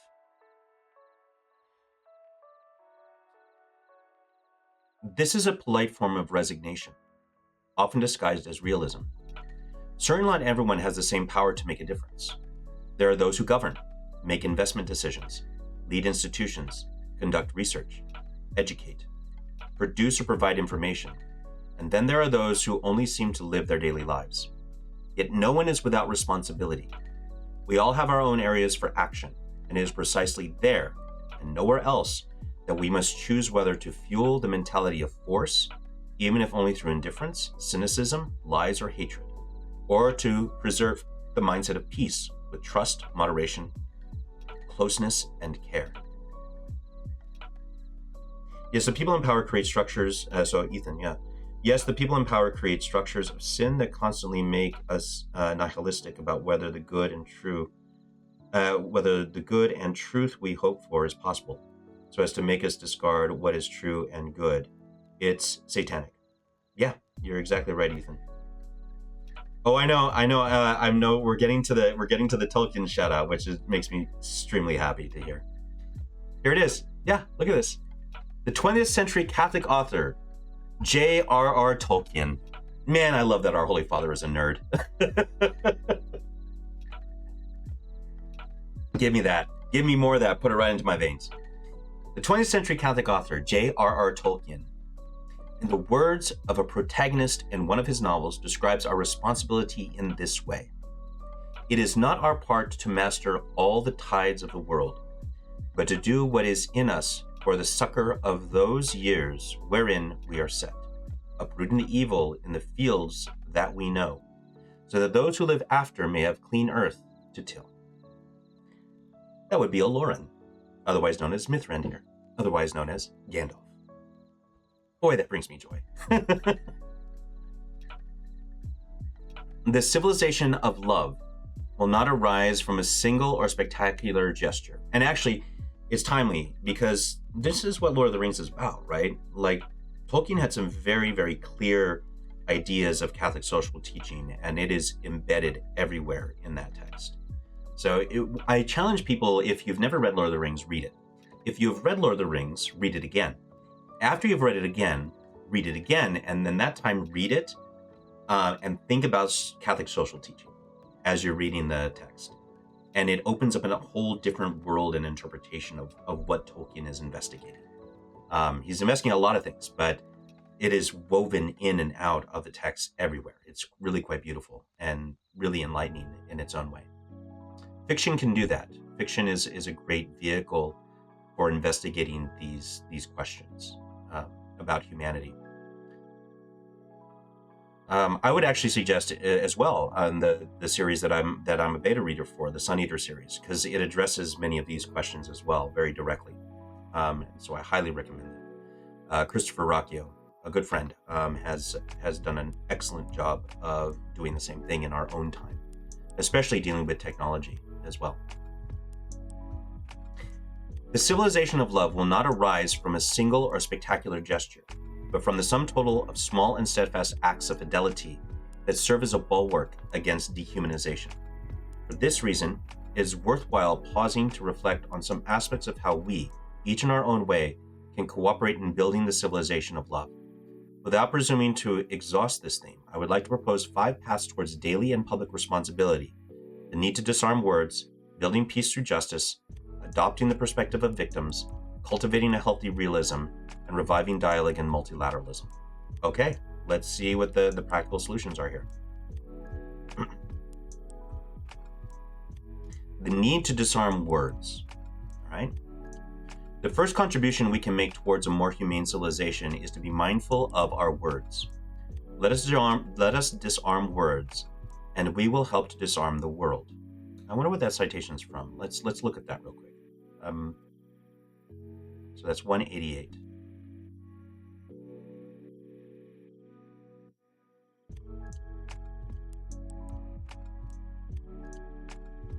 Addressed to representatives of the media.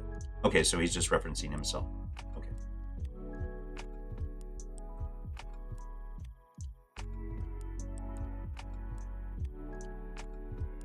Words have enormous power, something we experience in our daily interactions. For example, spoken words can change our mood for better or for worse. Peace begins with each one of us, in the way we look at others, listen to others, and speak about others. In this sense, the way we communicate is of fundamental importance. We must say no to the war of words and images. We must reject the paradigm of war. We must all, therefore, examine our conscience regarding the words we use, the prejudices we have, and the explicit or implicit aggression that lies within them. We have a real opportunity to contribute to the common good each time we speak the truth. Offer wise advice, support those in need of comfort, denounce injustice, and give a voice to the voiceless. Yeah, this is important. I need to think about that more personally. Building peace through justice. All of us, at every level, can contribute to building the foundation of peace, which is justice. We do not merely seek any kind of peace, such as an absence of conflict at any cost, but instead, the true peace born of justice. There exists a very close connection between the justice of the individual and the peace of everyone. Commenting on the Psalm verse, justice and peace have embraced, St. Augustine wrote, "There is no one who shuns the desire for peace, yet not everyone is willing to practice justice. But perform the works of justice, keeping in mind that justice and peace have embraced. They are not at odds with one another. Why do you set yourself against justice? Here, for example, is justice telling you not to steal, but you pay no heed, not to commit adultery, and you turn a deaf ear, not to do to others what you would not want done to yourself, not to say about your neighbor the things you would not want said about yourself. Do you therefore wish to attain peace? Then practice justice. Let us never grow weary of seeking justice." Adopting the perspective of victims. There are times when, in order to remain human, we must set aside our reservations and take a stand. In some conflicts, it is unjust to remain neutral, nor is it enough merely to claim that we are not complicit. When we witness the bombing of civilians, attacks on hospitals, schools, or vital infrastructure, and violence that affects children, we are confronted with scandals that wound humanity itself. For this reason, we cannot limit ourselves to the level of abstract analysis. Pope Francis encouraged us to touch the wounded flesh of those who suffer, look at their faces, listen to their stories, and acknowledge their wounds. Painful events require both history and memory, the former to recount the facts, the latter to bear witness to lived experiences. Giving space to the perspectives and voices of victims through communication and education helps us to become aware of the abyss of evil inherent in war, and generally in all forms of violence. It helps us to reject the normalization of conflict, not to turn away when human dignity is violated, and to restore to victims the dignity of being recognized and heard. Paying attention to these voices strengthens the conviction that, apart from violent minorities, humanity does not desire war. In a particular way, the Church can be a place of living memory for victims. As St. Paul VI recalled, the Church feels she must make her own both the voice of those who died in past wars and the voice of the living who still bear wounds today, so that their cries may become an appeal for peace and harmony and not a prelude to new conflicts. You know, there's an analogy here to the early Church, and the analogy is the Virgin Martyrs, right? The story of the Virgin Martyrs is that they were kind of the reason why the Romans sort of turned against their own government with the persecution of Christians. Because in the Roman Empire, it was illegal to put virgins to death, and yet they started doing it. And it so sickened the Roman populace that it caused them to turn against their leaders. And that's what allowed Christianity to eventually become a religio legis, and then the state religion. But it was in their witness, right? So it was in the witness of the virgin martyrs. And so that's something to keep in mind, that sort of that empathy is important. Empathy with the victims, with those who are victimized, because that can, in fact, change everything. It has in the past, many times. Cultivating a healthy realism. We are in need of a healthy realism that avoids both political idealism and cynicism. There is a kind of idealism that, in order to preserve its own worldview, tends to choose facts selectively, distorting and renaming them. Its proponents eventually inhabit a reality constructed to fit their own convictions. Conversely, there is also a debased form of realism that confuses observation with resignation, arguing that since force prevails, it will always prevail. Authentic realism does not give up on changing the world. Indeed, it starts by clearly identifying interests, fears, constraints, and power dynamics, precisely in order to determine what can be achieved, and the measures needed to achieve it. It does not reduce politics to morality, neither does it surrender to violence. Instead, it seeks viable paths for making peace more than a mere word, through credible institutions, verifiable guarantees, patient negotiations, conflict prevention, and the protection of civilians. Yeah. I'd call this sort of the healthy realism, I'd call it a sort of a type of patience. That's what I'd call it, type of patience. Reviving dialogue. In order to build the civilization of love, we must engage in dialogue. For this is the primary means of coexistence between people and nations, and it is the alternative to open conflict.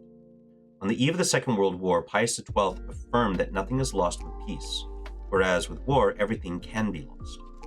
He insisted that people must return to speaking with one another, because a sincere and persevering dialogue always opens up the possibility of an honorable solution.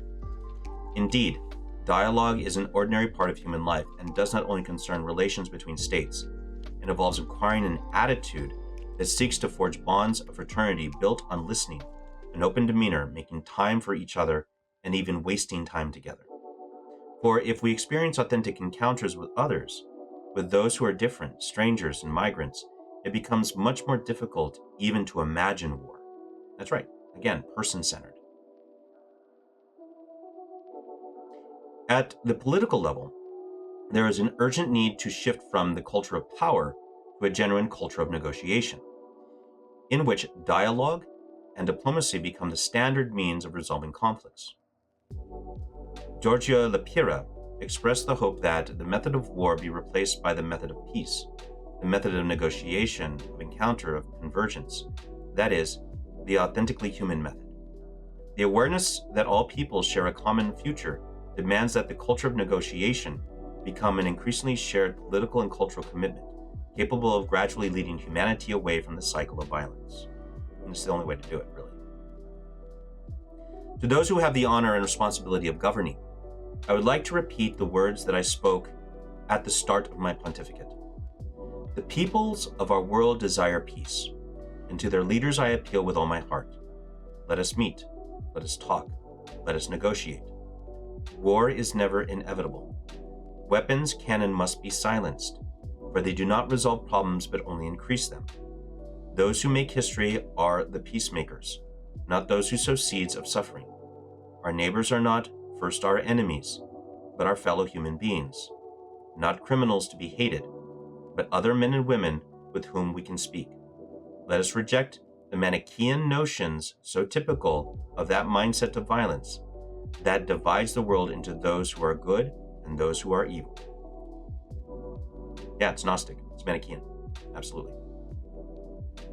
In rejecting the mindset of violence, interreligious dialogue plays a decisive role, because at the heart of the great spiritual paths lies a message of peace.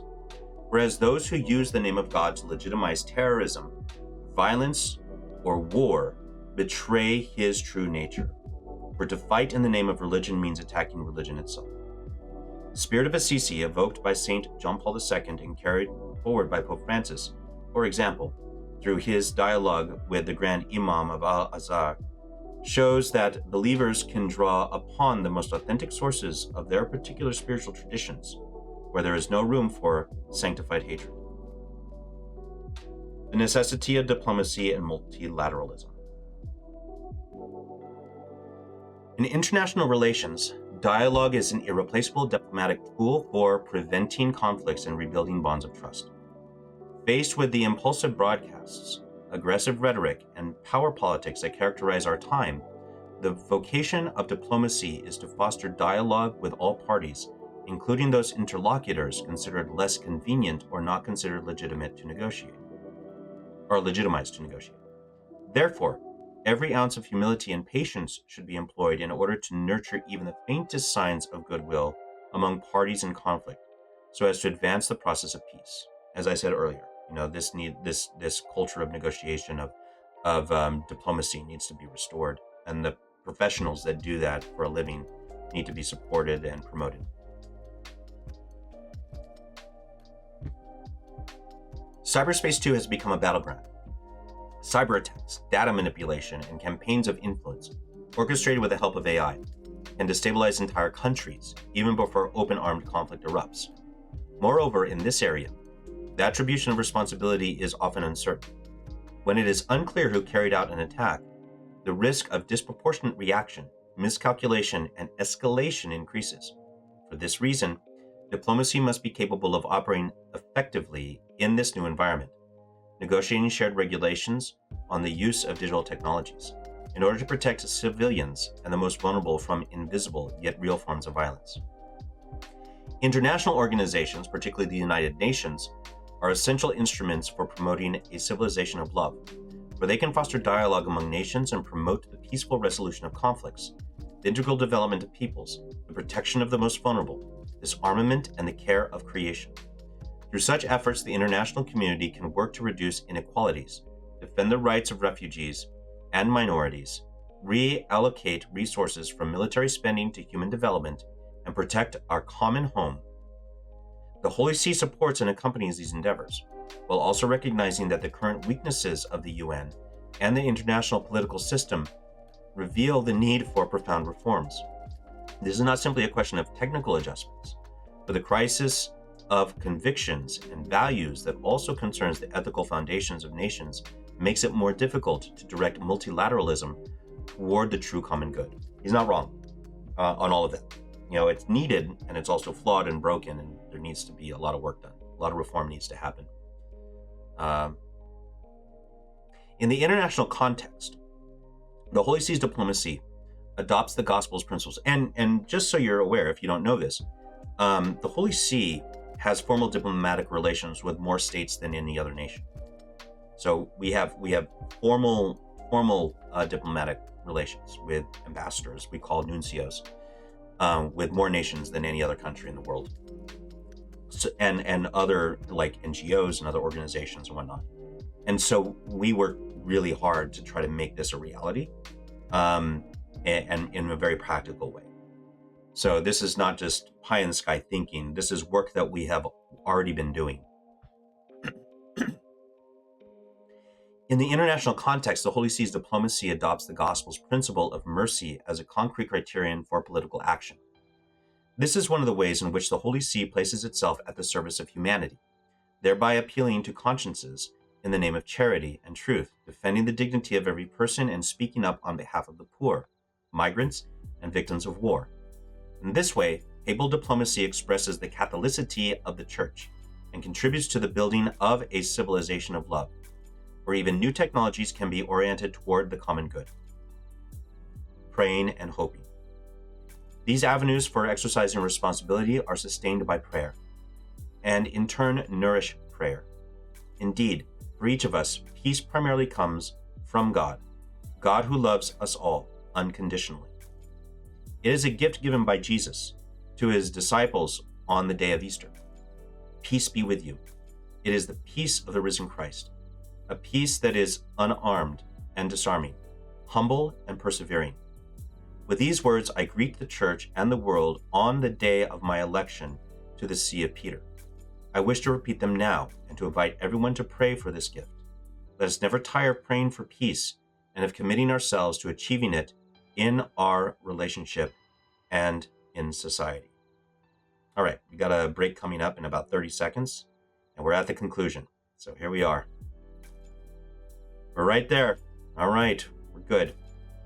Again, I'm going to stand up for about 3 minutes or so, and then we'll hit the last bit. We'll get there. We're almost there.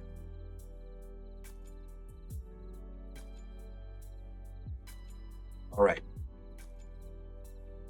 I will be right back, folks, right after this break.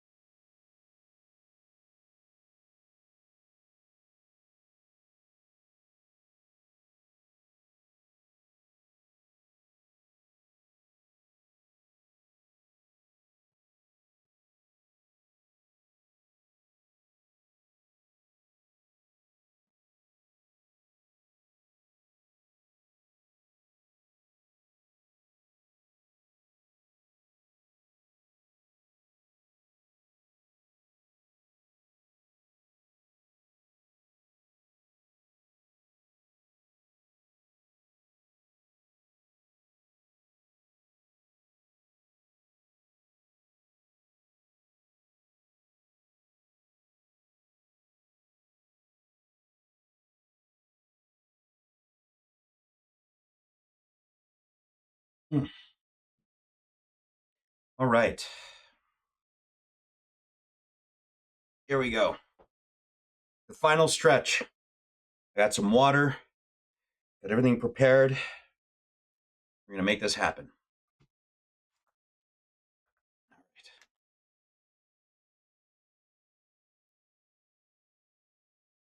feel like a racehorse, you know?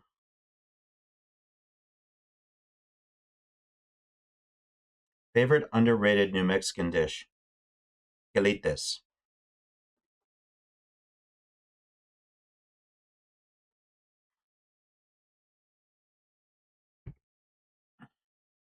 Chile con torta and quelites, the traditional Lenten meal. Favorite, that is my absolute favorite underrated New Mexican dish.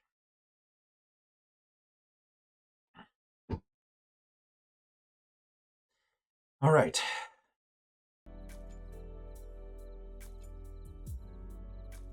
Here we go. Conclusion. Let each builder choose with care how to build. With these words, St. Paul encouraged the Christians of Corinth to preserve unity. Dear brothers and sisters, we have reflected on the world we are building, and we asked ourselves what it means to safeguard the human person in the era of artificial intelligence. At the end of this reflection, I would like to propose a sober yet demanding program of Christian life, with which we can navigate this epochal change in the light of the gospel. This avenue emerges through contemplating God's plan, living ecclesial unity by partaking of the Eucharist, building a world centered on the common good, and praying in union with the Blessed Virgin Mary. The Word became flesh. Our world is filled with attempts to seize control of markets and spheres of influence, often shrouded in reassuring rhetoric and seductive ideologies. Yet our hearts yearn for an approach that is wise and benevolent, akin to that which Mary praises in her Magnificat.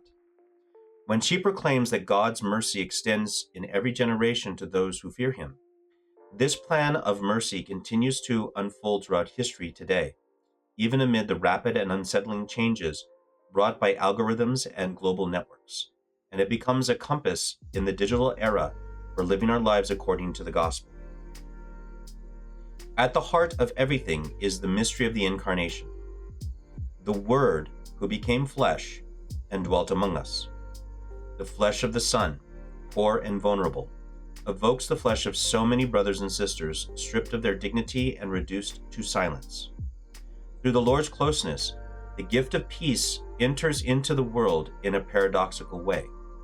It does so through the power to become children of God, and is awakened when we allow ourselves to be moved by the tears of the little ones, the fragility of the elderly, the silence of victims, and the struggle of those who fight against the evil they do not wish to commit. In this wounded yet beloved flesh, the Father shows us the true humanity of a life fulfilled through openness and communion, which leads us to desire that His will be done on earth as it is in heaven. In the promises of transhumanism and some post-humanist currents of thought, which seek an enhanced and almost disembodied humanity, we recognize a yearning that is of concern to us, namely the need for a fuller life, less exposed to limitations and suffering. Yet the Incarnation opens a different pathway. On the one hand, old and new ideologies alike urge humanity to overcome limitations through technology, and to rise above others by asserting dominance. Contrary to this, the mystery of the Son of God entering into our human condition promises something quite different. The living God descends into our history in order to free us from all forms of slavery. He takes upon himself our weakness and transforms it into a setting for salvation. There is no moment for human situation that is not worthy of God. According to the teaching of our faith, we have and adore in our mysteries a God who is born in a manger, a God who lives and travels in Judea, a God who dies on the cross, a dead God who lies in the tomb. The future of humanity therefore finds its standard in the ability to welcome this divine way of drawing near, of sharing the burden of the world, of transforming relationships from within. Oh wonder! Man is God, and this God-man passes through all those stages, endures all those states and ennobles them, sanctifies them, deifies them in himself. What saves humanity is the divine love that descends into the most fragile point of our history and renews it from within. For this reason, as a believer among believers, I invite everyone to contemplate, in the face of the Son of God, the grandeur of humanity that shines a light also on the era of AI. In Christ, we are called to cooperate in the work of creation, rather than be disinterested observers of technological progresses or processes that limit our freedom and responsibility. The dignity inscribed in each of us by the Holy Spirit can also be seen in our capacity to reflect critically, choose and love freely, and form authentic relationships. No computational system, however sophisticated, can create a heart that gives itself or a conscience that discerns good from evil. Even when machines excel in efficiency, a human face that asks to be gazed upon remains the center of our history. This human face is the fullness toward which history is moving. It is the mystery of recapitulation, the certainty that the Father has decreed to bring all things, those in heaven and those on earth, back to Christ, the one head. In his plan, nothing will be lost that is authentically human. Indeed, everything will be purified and reunited in the one who gathers every fragment of life, every tear, and every authentically human achievement, rescuing them from nothingness and delivering them, redeemed, to the Father. This is that eschatological view that I mentioned yesterday. One body in Christ.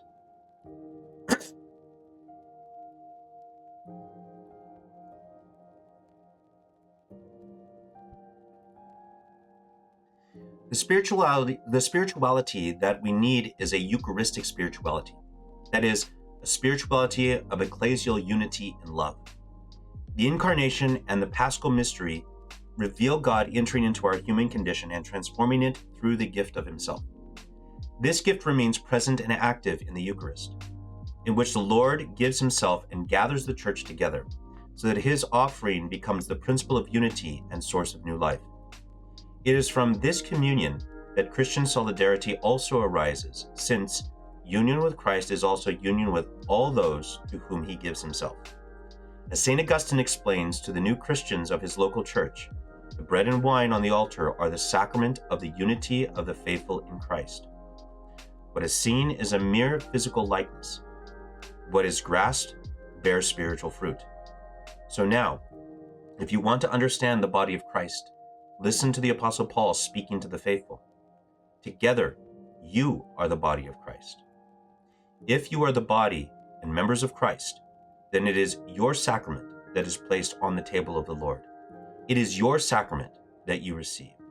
You respond, Amen, and by responding in this way, you assent to it.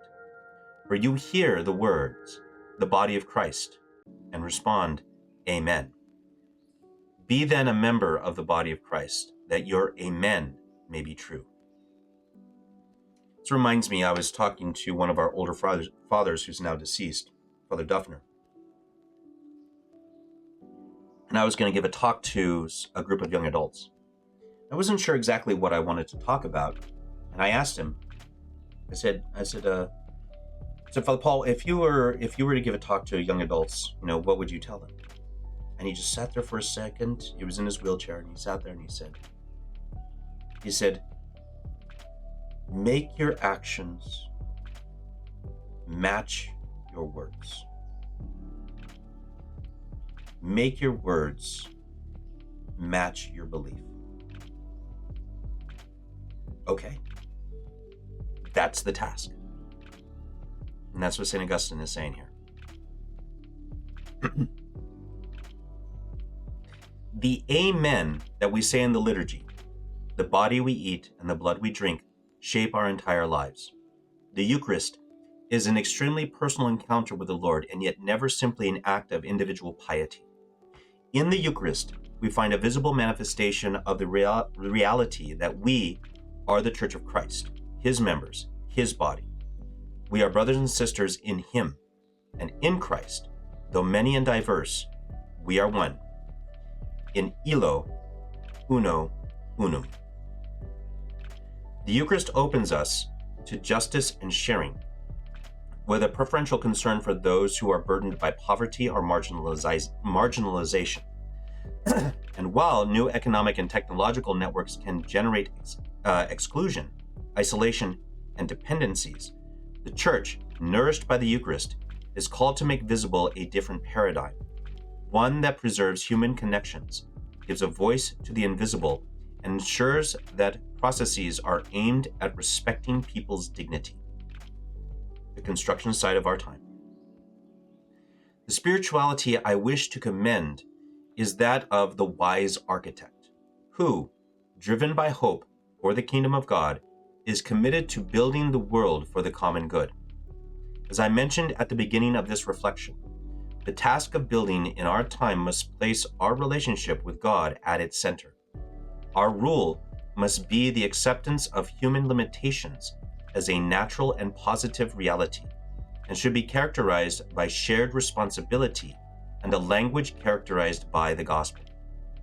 At the end of this reflection, the plan for a civilization of love can be seen more clearly, and the construction site appears to be already up and running, thanks especially to the many living stones solidly united to Christ the cornerstone. In this task, we are called to assume an active role, without taking refuge in spiritual sentimentality or retreating into our own little worlds. We must be faithful to the truth, invest in education, cultivate relationships, and love justice and peace. Put simply,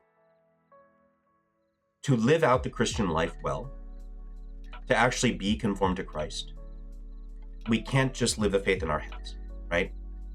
We have to actually live out, personally, me, you, every person, practically, we have to live out the corporal and spiritual works of mercy. So reflect on that.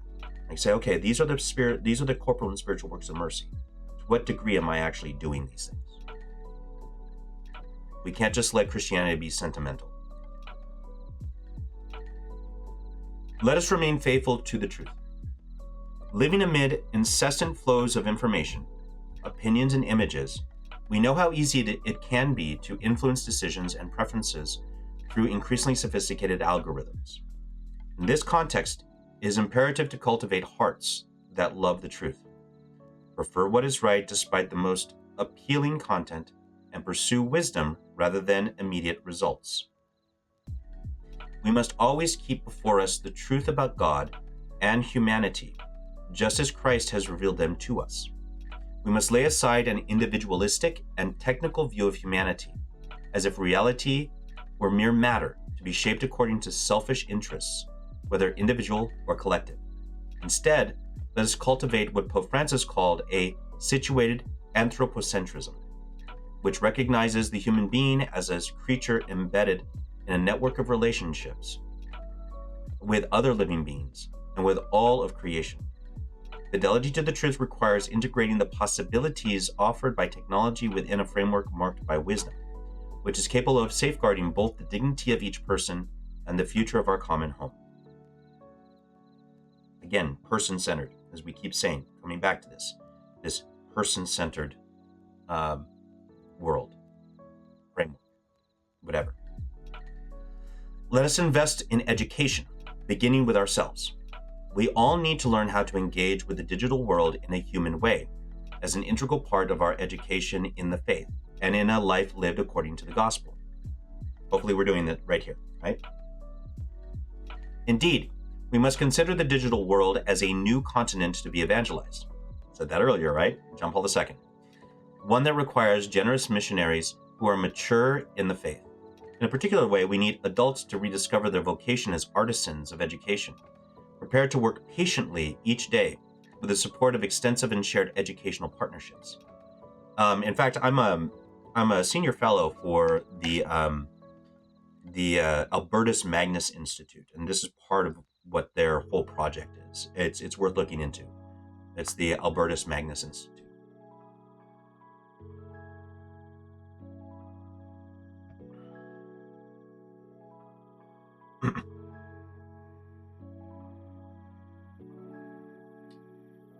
Where are we at here?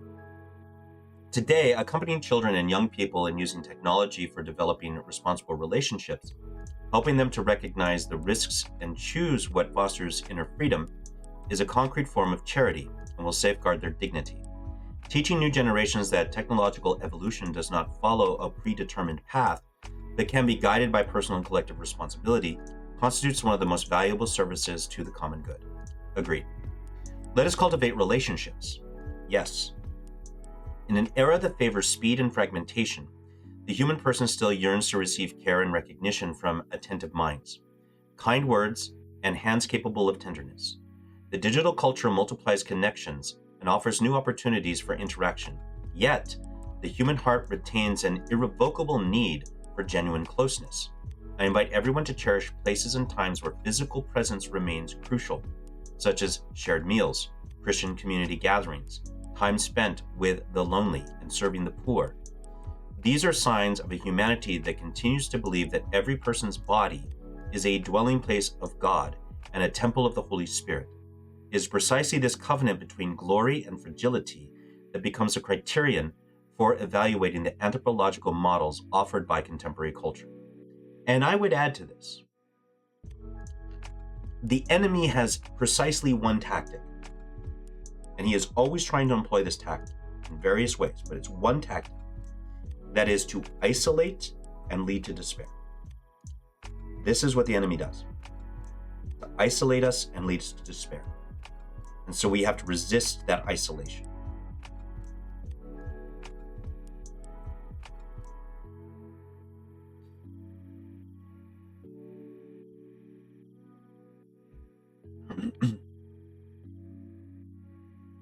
Ethan, I think that's a good idea. This is, I think, one of the advantages. Again, the Knights of Columbus have started this whole sort of movement of groups that they call CORE, C-O-R.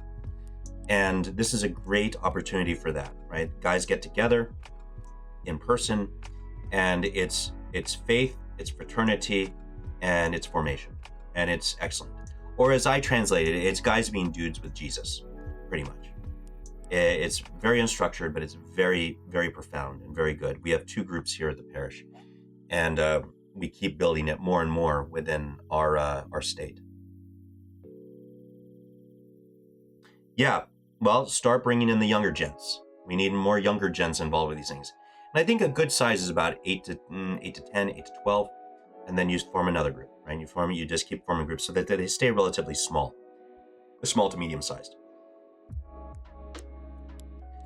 Let us love justice and peace. The same technologies that facilitate communication and access to resources can also support models that exploit the most vulnerable, create new forms of slavery, and derive profit from conflict. Every technical or economic decision should include spiritual discernment and be an opportunity for assessing whether the advances in AI are promoting justice and participation or concentrating wealth and power in the hands of a select few. I would encourage a careful examination of the supply chains of digital production, the working conditions hidden behind our devices, and the mechanisms that profit from manipulation and war. At the same time, practical ways of fostering fairness, participation, and care for creation must be found. We proclaim a hope rooted in the One who came down from heaven to create a new story here below. For this reason, those who believe are committed to ensuring that a greater justice will take the place of inequality, and that the industry of war will be replaced by the craft of peace. As we look to the future, I'd like to recall the image of Nehemiah, whom we chose as our companion and guide at the outset.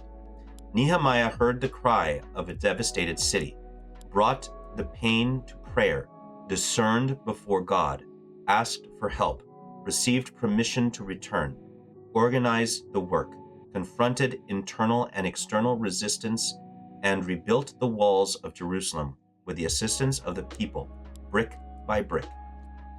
In this era of digital transformation, I see in him a striking parable of our own vocation, which is not to be passive spectators of social and cultural fractures, nor mere commentators on what is crumbling, but men and women prepared to enter the construction sites of history, research laboratories, technology companies, schools, the media, institutions, and local communities in order to rebuild what has collapsed and protect what is threatened.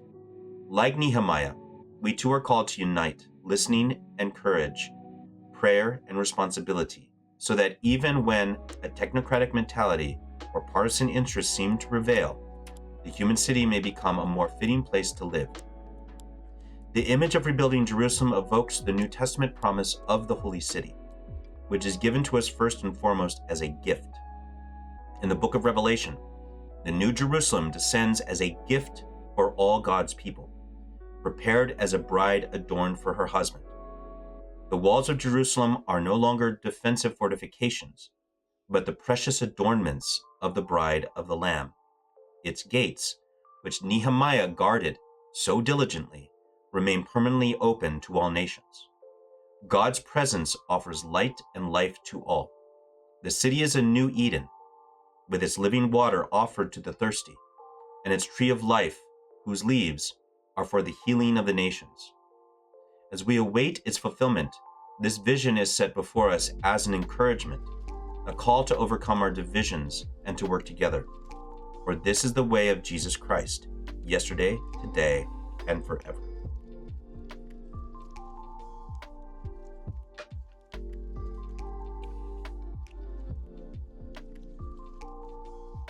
Oh man, get involved with the Knights, man. Knights are a great organization. Knights of Columbus are great. Do it. All right, I remember this being the last section of this chapter, or of this conclusion. The Song of Hope, the Magnificat. After having considered faith, which contemplates the Father's loving plan, love, which unites us in one ecclesial body, and hope, which sustains our actions in the world, the fourth pillar of this program for Christian life is prayer. Mary's song accompanies our commitment. Before Elizabeth, who announces to her that she has become the mother of the Lord, Mary bursts into a hymn of praise and joy. Her soul magnifies the Lord, and her spirit rejoices in God her Savior, for he chose a young, poor, and humble girl for his plan of salvation. Mary suddenly sees all of history through the lens of this revelation. Nothing has changed around her. The socio-political situation of her time remains the same. The Romans continue to control her land, and her people are still subjugated and humiliated. Yet, everything has changed within her, and this allows her to see what is invisible. God has already shown the strength of his arm. He has already scattered the proud, cast down the mighty, lifted up the lowly, filled the hungry with good things, and sent the rich away empty-handed. He has already helped Israel, his servant. God takes the part of the lowly. His plan is one that is often hidden beneath the opaque context of human events that see the proud, the mighty, and the rich triumph. Yet his secret strength is destined in the end to be revealed.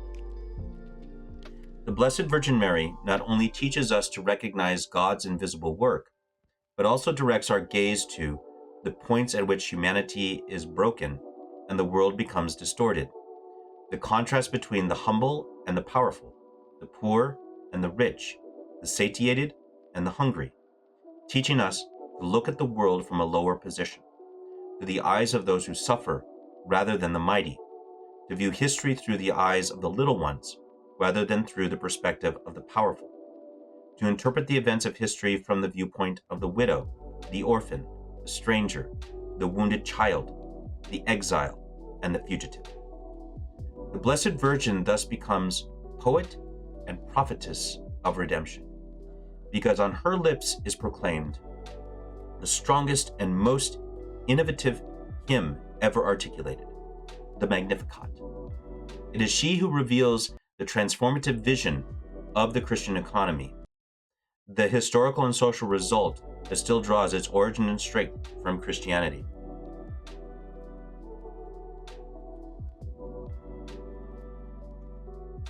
With the same faith as Mary, let us become weavers of hope. in our world, sharing who we are and what we have, so that the presence of Jesus may grow among us and his kingdom take shape. In the humble fidelity of daily prayer, even the era of AI can become a time in which the Holy Spirit brings about the civilization of love in our lives.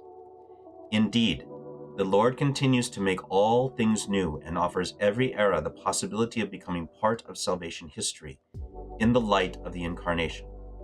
I entrust our desire to the Mother of Christ, to the woman of the Magnificat, that she may guide our steps through this time of change and persevere in each of us and preserve in each of us true faith in the gospel, so that we may bear witness to the grandeur of humanity in which God has made his dwelling. Given in Rome, at St. Peter's, on 15 May in the year 2026, the second of my pontificate, Leo the 16th.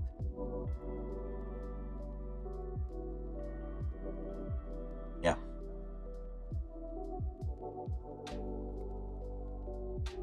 We made it, folks.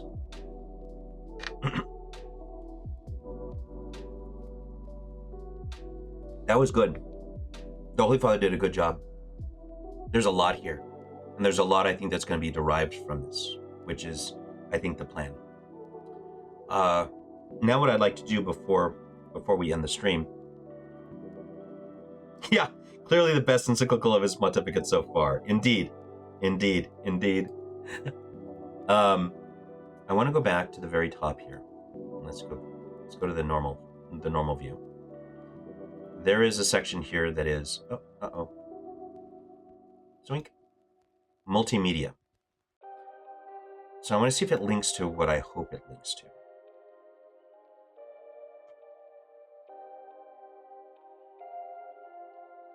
Let's see.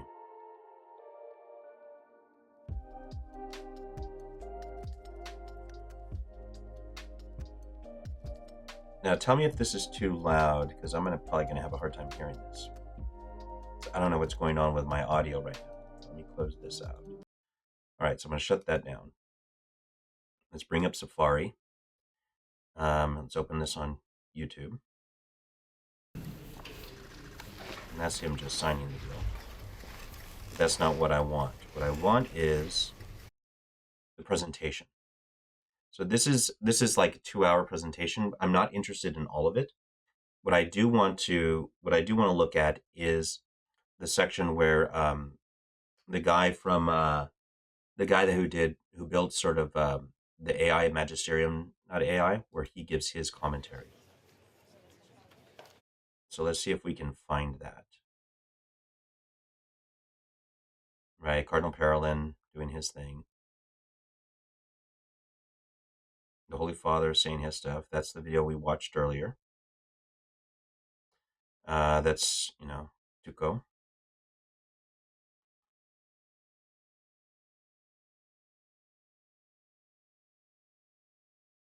Mm-hmm.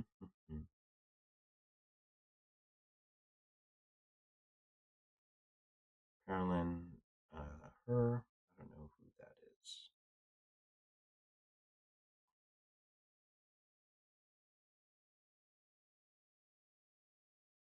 It's a professor. This is what I'm interested in.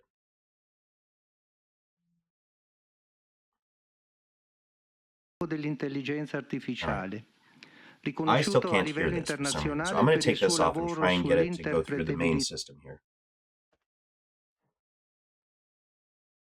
E sulla sicurezza delle reti neurali e da oltre un decennio si dedica allo sviluppo sicuro e responsabile dei sistemi avanzati di intelligenza artificiale. Can you guys hear that? Is that doubling La sua on presenza your vuole side? essere un segno del dialogo tra gli attori del settore dell'intelligenza Or does it sound artificiale con fine? la Chiesa per il bene comune Hi, Britt. dell'umanità. E quindi volentieri You ascoltiamo can una hear it? voce Does it sound good though? rappresentativa proveniente dall'interno di questo mondo. Prego, It's doubled. signor Okay, that's what I Ola. thought. Here, let me try a different headset. See if this fixes the problem. Holy Father, Your Eminencies, Your Excellencies. Okay.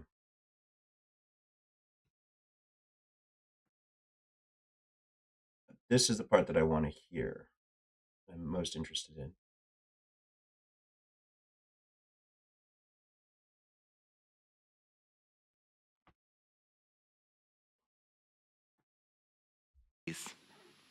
Distinguished speakers, Hey, again, I can't hear ladies it and for some gentlemen, reason.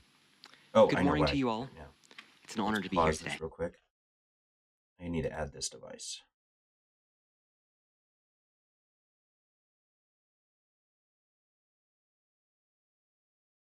Okay, let's play that.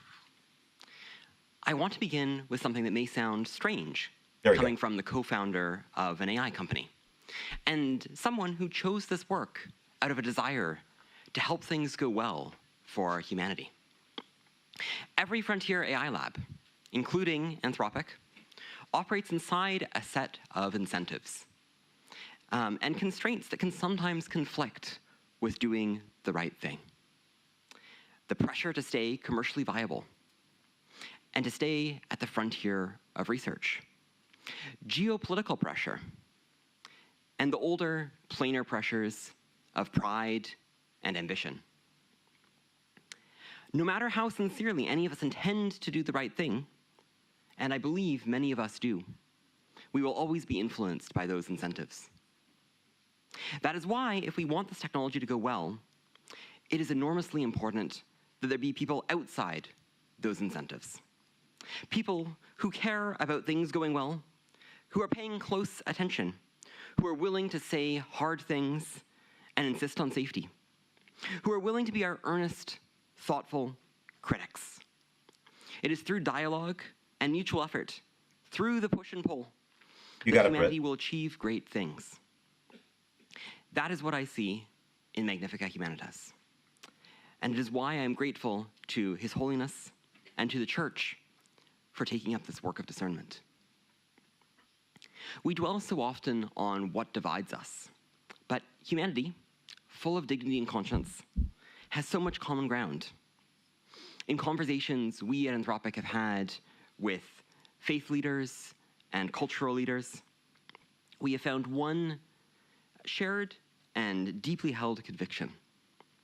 If this technology is coming, it must go well for our common home and for the children to come.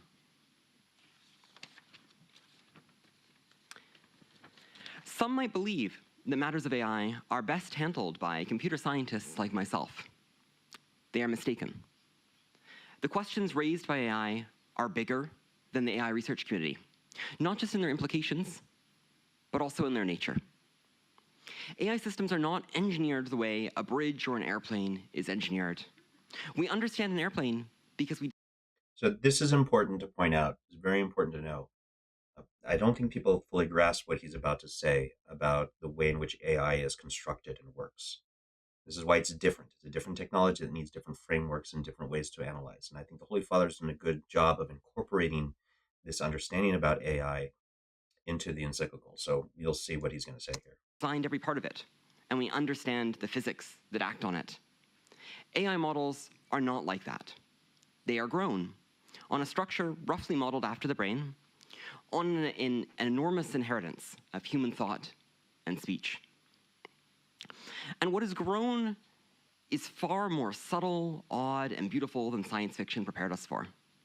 They are not the cold, calculating robots we were promised. They are made from us, from our words. And as the Holy Father observes, they remain, in important ways, mysterious even to those of us who create them. If it helps, one way I sometimes describe this is that it's a little bit like bringing a fictional character to life.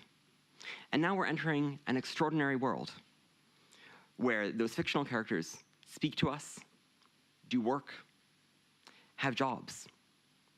This clearly raises questions beyond computer science. The machinery that makes this possible is the work of math and programming and science. But what character we choose, how it interacts with the world, how it ought to interact with the world. These are more clearly questions for the humanities, for religion, for philosophy, for society at large. His Holiness' call for discernment is profoundly timely. I wish to name 3 questions where I think the Church's voice is especially needed. Okay, so pay close attention. this is something that a lot of the students are have to deal with, right? Because so many of the undergrads that we serve and the graduate students and even the professors and researchers, they're constantly grasping with AI. And so these are good questions coming from someone who's a creator in the field. The first is our duty to the global poor. There is a real possibility that AI will displace human labor at a very large scale. If that happens, supporting those displaced will be a moral imperative of historic proportions. This task will be difficult enough, but I worry most dialogue misses an even harder challenge. AI development is concentrated in a handful of wealthy nations. How will we ensure that the gains of AI are shared globally? We do not have a mechanism for this. It is an unsolved problem. And it is the kind of problem the Church has historically refused to let the world ignore. The second is the need for moral imagination and ambition regarding human flourishing. If AI models are going to be widespread, what does it look like for humans, families, and the world to flourish? Today, parents are already worried about their children's minds, individuals about the future of their work. These are not questions a lab can answer, but they are questions traditions like yours have carried for millennia. And we need you to keep carrying them into this new moment in history. The third is the need for discernment on the nature of AI models. I am a scientist. I lead a research team that studies the internal structure of these models. What is actually happening inside them? And I will be honest, we keep finding things that are mysterious, even unsettling. We find structures that mirror results from human neuroscience. We find evidence of introspection. We find internal states that functionally mirror joy, satisfaction, fear, grief, and unease. I don't know what that means, but I think it warrants ongoing discernment.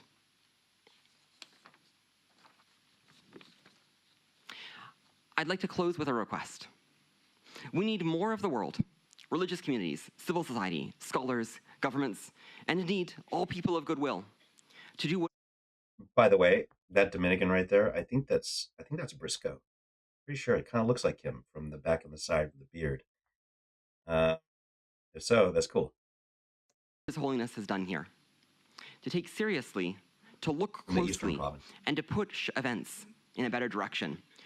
We need informed critics who will tell the labs when we are failing. We need moral voices that the incentives cannot bend. Today is just the beginning, the start of a long collaboration between those of us who are building this and those who can see what we, from the inside, cannot. Today is a powerful illustration of the form this global project of goodwill might take. Let it also be a decisive step towards a hopeful future for a magnificent humanity. Thank you.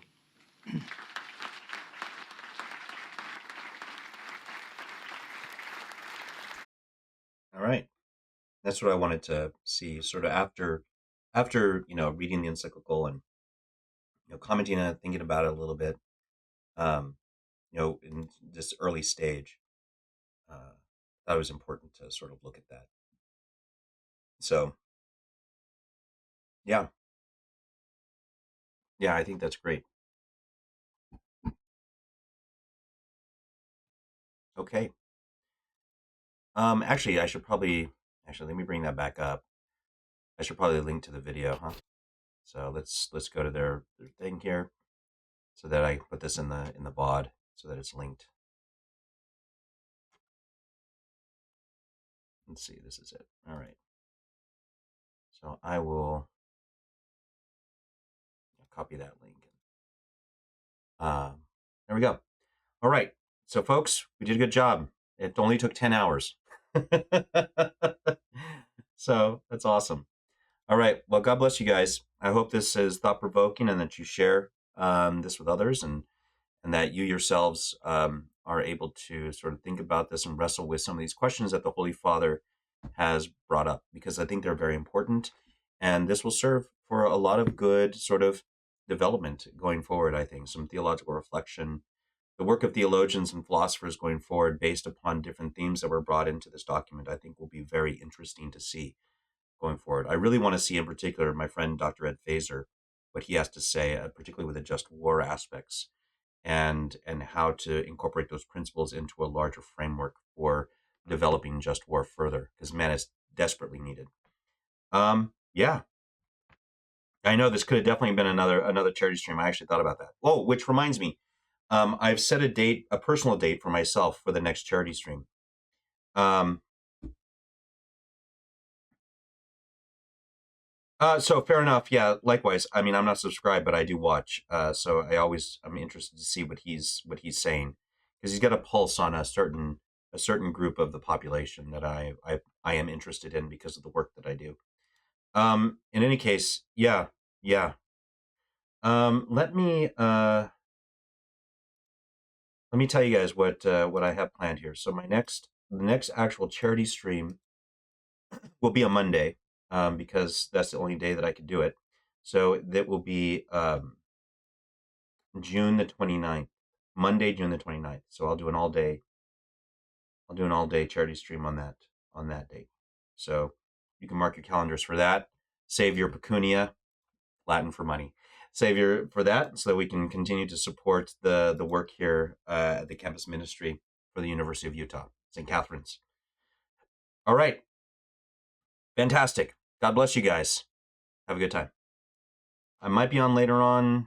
Doubtful though. I'm exhausted from doing this, but I might just take a little time to play a little Minecraft if I have a little time later on in the evening, possibly after the Aquinas night. All right. God bless you guys. Have a good night. Have a good day, I guess.